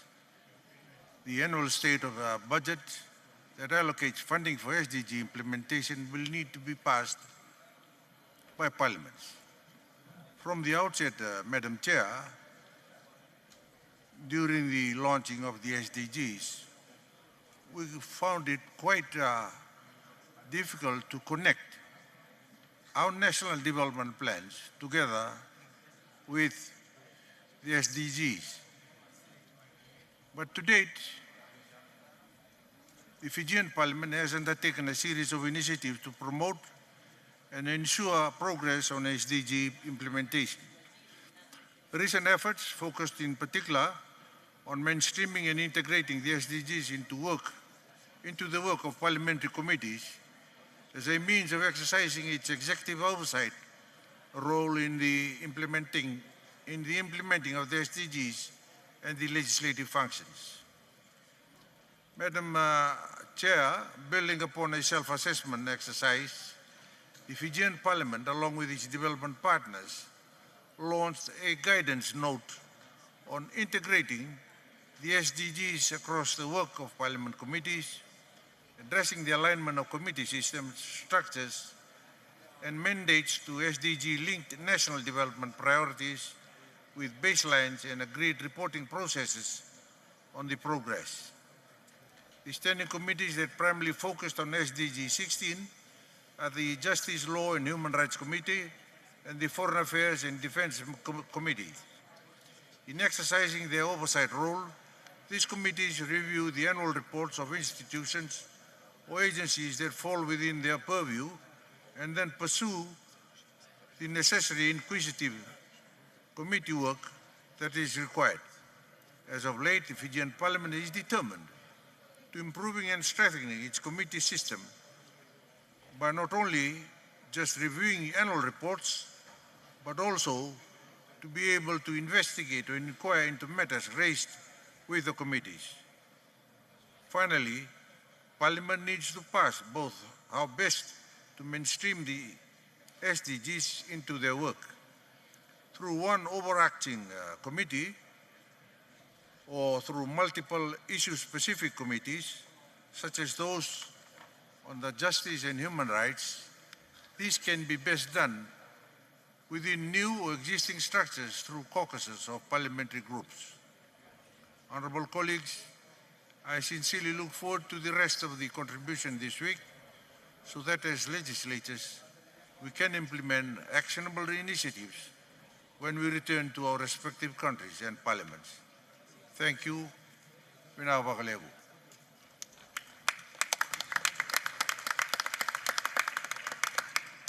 Obrigada, Sr. President. Thank you, Speaker. Now I'll pass the floor to Mr. Papuashvili from Georgia.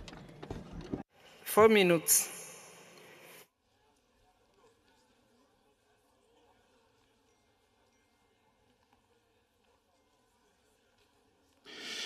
Mr. President, Madam Speaker, Mr. Secretary General, dear colleagues, I will honor to address you today on the importance of parliaments in promoting peace, justice and strong institutions.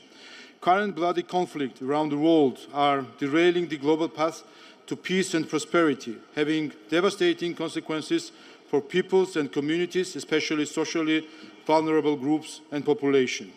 In current complex geopolitical setting, we do better realize the value of peace. We, the Speakers of Parliaments, have a crucial role to play in promoting the rule of law and protecting human rights, fostering open and accountable institutions to ensure peaceful, stable and prosperous environment for our peoples. Ladies and gentlemen, democracy is only as strong as its institutions. In fact, stable state institutions are the bedrock of a strong and vibrant democracy and the backbone of any prosperous society. They protect individual rights and freedoms, provide continuity and consistency in governance, fostering transparency and accountability, and ensure that policies and laws are implemented in a fair and effective manner. Without these institutions, democracy becomes vulnerable.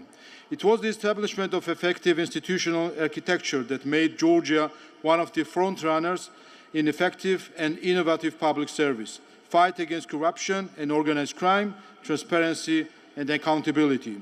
Georgia's progress is properly reflected in influential international rankings.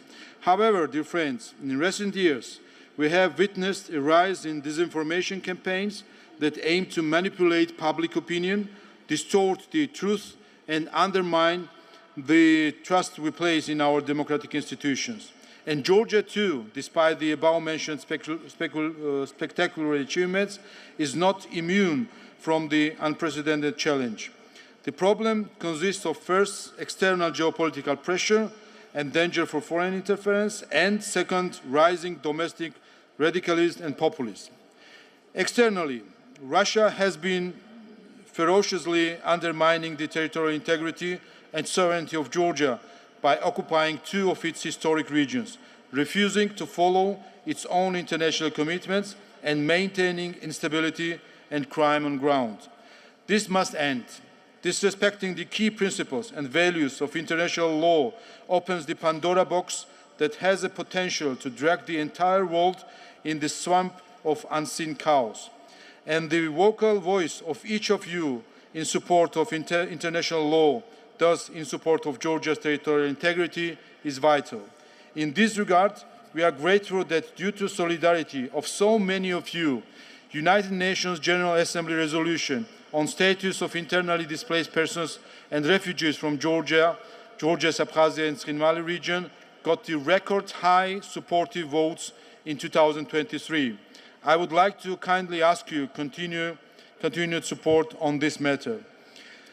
Internally, in order to fend off the challenge of increasing domestic radicalism and populism, we have to firstly continue fighting false disinformation narratives, and secondly, be trustworthy, credible, and swift in our outreach to our electorate and general population. Ladies and gentlemen, in any democratic society, the role of state institutions cannot be overstated. These institutions are the pillars and uphold the principles of democracy, protect rights of citizens.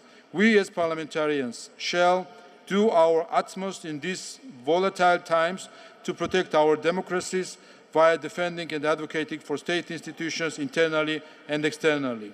Thank you very much. Muito obrigada.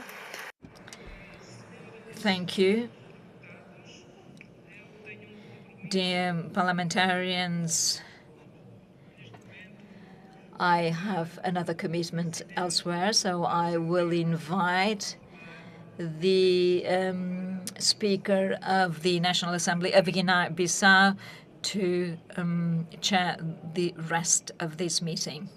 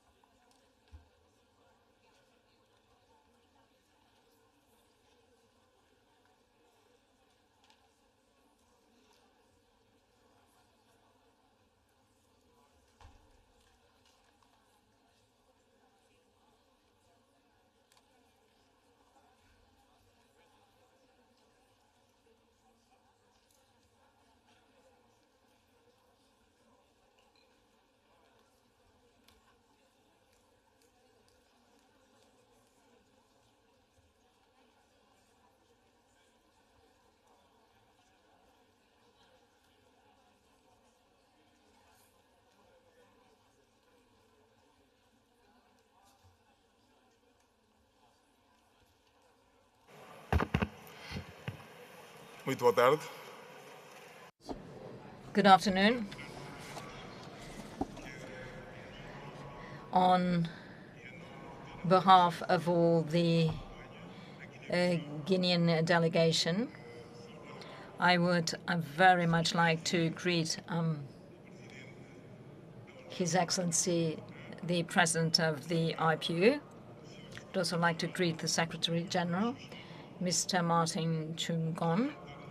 I'd also like to greet Your Excellency, speakers of the different parliaments present here, as well as head of delegations, and to thank this honor of replacing for some moments the Speaker of the National Assembly of Angola and of the 147th IPU Assembly. I hope that I will contribute to keep this debate at the highest level. Thank you very much for the trust you give me, and thank you very much for this opportunity. Now I'm passing the floor to the Secretary General. You have the floor, sir. Thank you, Mr. President. Thank you for agreeing to chair this session on behalf of Madam Sekera, who has other commitments. I just want to point out that at this particular stage in your program, we are supposed to take a few minutes to launch a very important instrument that we have been working on for several years now, and which instrument is very relevant to the subject that you are discussing during this assembly, that is peace, justice, and strong institutions. I'm referring to the indicators for democratic parliaments that we have designed in collaboration with several partners. We have, over the past 4 years, worked with some 50 parliaments across the world to garner their views and information on what they consider to be the hallmarks of a democratic parliament. We have done this work in collaboration with UNDP, the Commonwealth Parliamentary Association that is represented here, UN Women, Directorio Legislativo, Inter-Pares, NDI, and the Westminster Foundation for Democracy as we develop these indicators. And just to say that these indicators are intended to support parliamentary learning and development. The indicators are a framework for assessing parliamentary capacity and practice. And the central philosophy behind these indicators is self-assessment. We are not, the IPU is not in the business of passing judgment on the quality of democracy or parliaments around the world. It is up to each parliament to do an assessment of its functioning and practices and identify the strengths and weaknesses that it would like to address. And on the basis of this, generate ideas for implementation of development programs. And as you know, our current strategy places great emphasis on the development of parliament and democracy. Hence, the importance of the theme of this assembly that focuses on strong parliaments. And when we look at the strategy, 3 strategic goals are specifically related to parliaments and how they work. We listen to you as parliaments. We see how you are trying to strengthen your parliaments. We try to share your good practices so that others can learn from your experience. We try to bring together all this learning in the form of guidelines, self-assessment tools, and other instruments that can support and guide you in your daily work.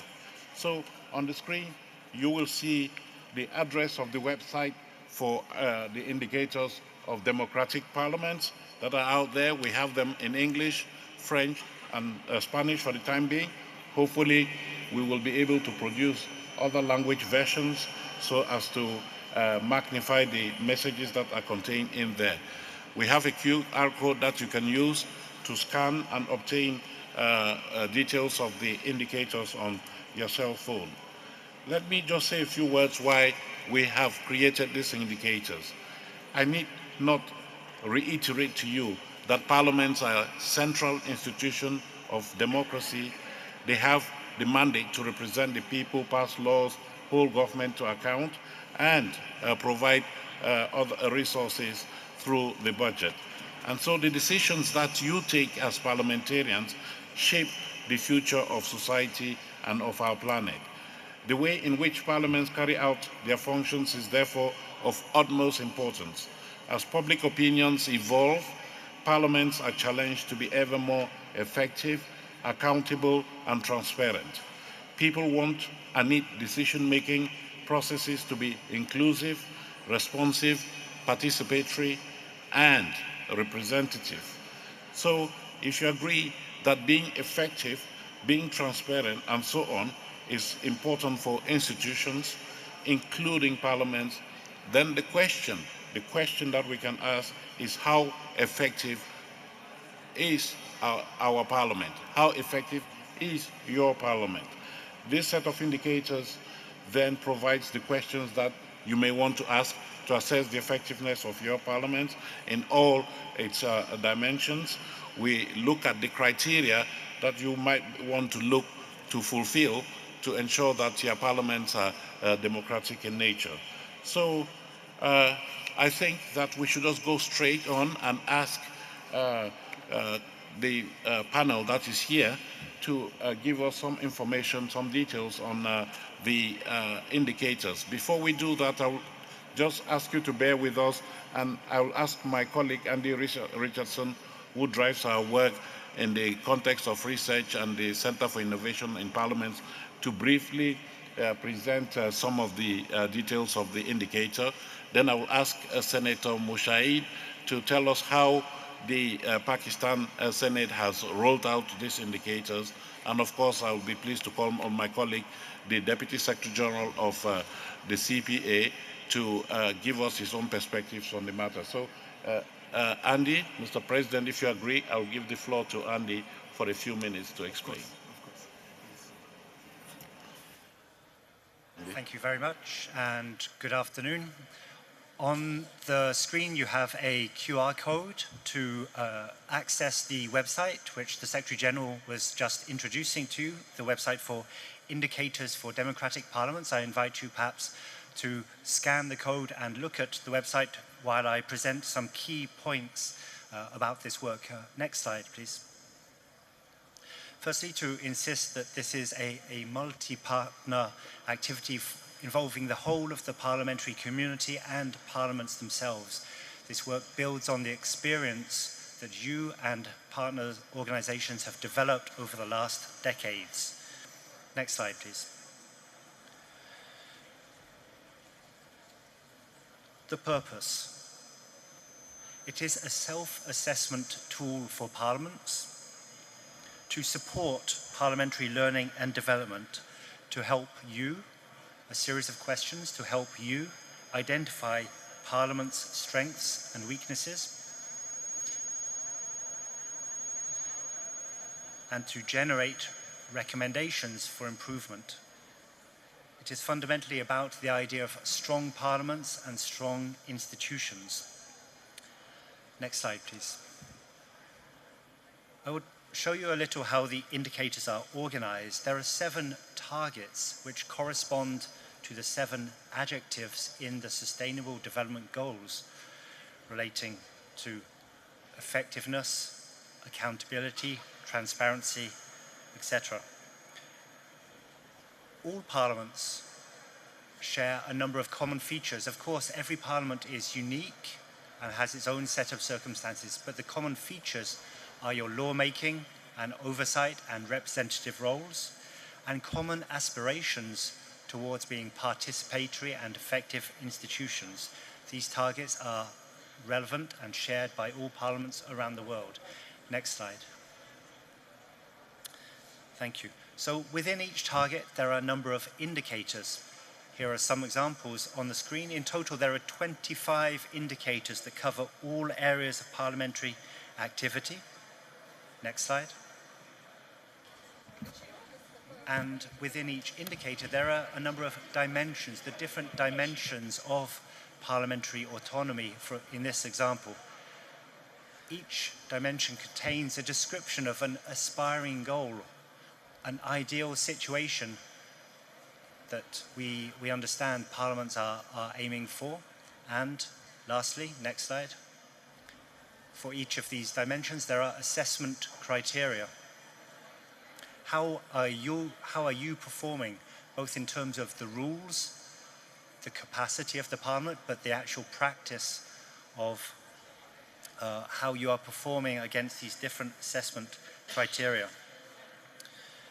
It's at this point in the process that the indicator framework invites you to assign a grade on a scale of how well you are doing, but also to gather the evidence for what justifies this assessment and to gather recommendations about how you could improve your performance on these particular measures. In a way, it is a cooperative enterprise between the members of parliament who make the political judgments of where you stand and the parliamentary administration that can gather the evidence to support you in making these assessments. Next slide, please. To finish, the key points from this indicator framework are these 4 ideas on the screen. Self-assessment. It is a process that is owned by parliaments to support your own institutional development. It's not an external judgment, it is a tool for you. It's a tool that's informed by evidence that should generate recommendations and will lead to help you learning more and developing further your own institution with the goal of strengthening the parliament, strong institutions, strong parliaments for strong democracies. Thank you. Thank you very much, Andy. Thank you for that explanation. Let me, without further ado, pass on the information, the floor to Senator Mushaid from Pakistan to tell us his experience with rolling out this self-assessment kit in the Senate of Pakistan. Please. Thank you very much. Ladies and gentlemen, good afternoon. May I have your attention, please? First, the Honorable Speaker of Guinea-Bissau, Excellency Domingos Simios Pereira, who comes from Guinea-Bissau, the great country of Africa, which produced the great revolutionary Amilcar Cabral, who was one of the noted revolutionary and anti-colonial leaders of the Third World, who inspired generations of leaders. The Excellency Duarte Pacheco, President of the IPU, and Excellency Martin Chungong, Secretary General of the IPU. This is a very important exercise that was initiated by the Inter-Parliamentary Union and in collaboration with the various parliaments of the world on democratic parliaments indicators. And why is it important is that because for any democracy, parliaments are the lifeblood and the sheet anchor of any democracy. And the parliaments also are the voice of the voiceless. And the parliaments also are the political center of gravity institutionally of any society. And given this context, this collaboration, this initiative of the IPU is a success story, and the success story is evident in the close collaboration successfully between the Senate of Pakistan and the IPU, the alignment of our legislative work with the SDGs, Sustainable Development Goals, and also, above all, the initiative is leading to institutionalizing the Parliament's role as an effective, transparent, inclusive, and representative institution representing the people of Pakistan. In this regard, I would like to mention that when we got these indicators and we assigned this task under the leadership of our Chairman of Senate, Mr. Sadiq Sanjrani, it was an out-of-the-box initiative from our side. And what we did and why we succeeded was that we established what I call the troika of delivery in ensuring that what we set out to achieve would be doable within a certain finite time frame. This troika included an organization called the Parliamentary Development Unit, PDU. It involved the cooperation, the coordination of 18 different branches and departments of the Senate of Pakistan. And above all, it was in sync with the parliamentary leadership in the Parliament of Pakistan, which includes both the government and the opposition. And that is why those indicators, which were aligned with the SDG 16, the Sustainable Development Goal 16, which talks of strengthening institutions, especially strengthening parliaments. And in this context, not only did we achieve those goals with the help of the Inter-Parliamentary Union, but at the same time, we set out different markers for the future, that what Parliament needs to achieve in our own country, Pakistan, to make it more effective, more inclusive, more transparent, and more responsive to popular aspirations. And 14 different indicators have been mentioned from our side, which includes establishing a new parliamentary budget office, for example, which includes legislation on conflict of interest, which includes empowering Parliament by ensuring that it has financial control also through the money bill, and it also has input in decision making like the American Senate, where senior government officials, including cabinet ministers, appear before hearings and they are approved by Parliament. And it also makes it more inclusive by having gender parity, gender mainstreaming, gender representation, special representation for special people, including those with disabilities, youth, women, children, and legislation that really articulates the sentiments of the people of Pakistan.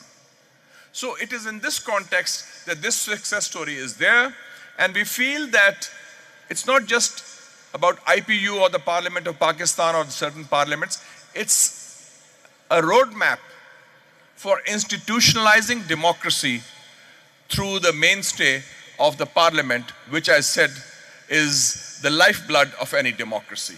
I thank the IPU for taking this very innovative, out-of-the-box initiative, and I thank also representation from the IPU, especially Andy Richardson and Irina and others of your team, and also the chairman of the Senate of Pakistan, Mr. Sadiq Sanjrani, and his talented team for implementing and making this more feasible and doable.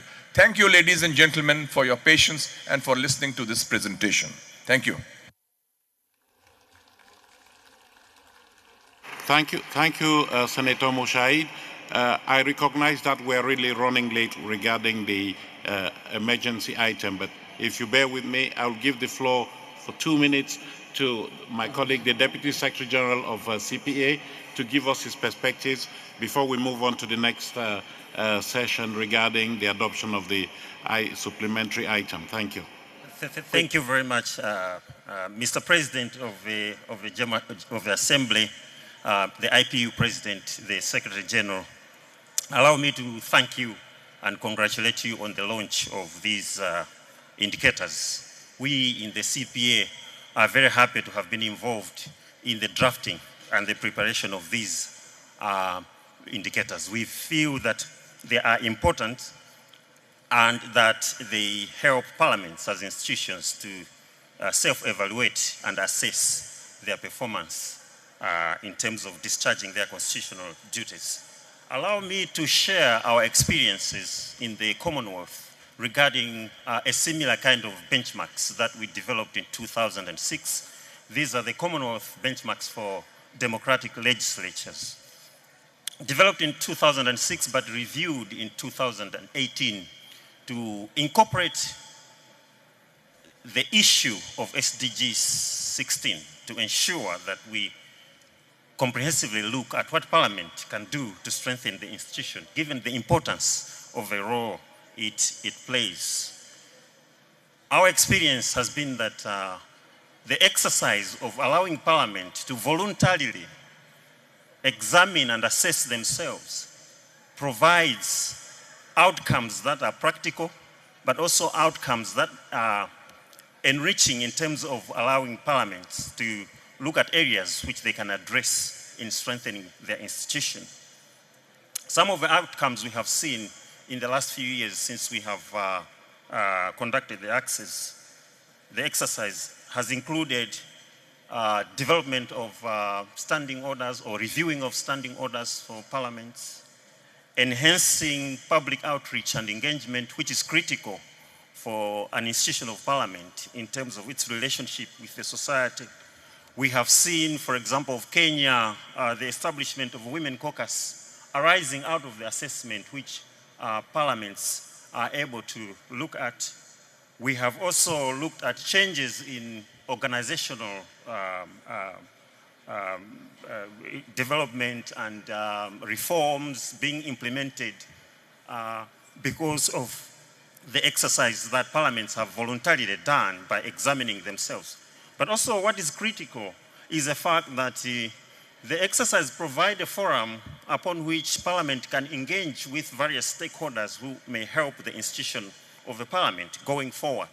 And therefore, we find that it is important to look at these indicators and have a means of using them to assess your own performance as an institution. Since 2018, we have worked with 22 parliaments and legislatures within the Commonwealth who voluntarily have come and understand that these indicators through the benchmarks could be a useful tool of examining where they are and where they want to go in order to move forward. What we have also seen that more and more parliaments are beginning to own these benchmarks, and I hope that the indicators that are being launched today will be welcomed by you all, and you take an opportunity to use them and use them as a medium of engaging with the society and other stakeholders. Lastly, I just wanted to mention that we are in the process of reviewing our benchmarks in order to see what else we can do, as 2018 is now 5 years ago. It is an opportunity to reflect and see what else we can do to assist our member parliaments in terms of self-assessment and evaluation, which is critical for any organization to continue to strengthen. Thank you for giving us an opportunity to share our experience, and I wish you all the best with the Assembly.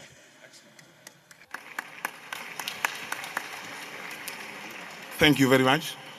I also recognize that we are running out of time, but I want to add my voice on support of the tool that has been presented.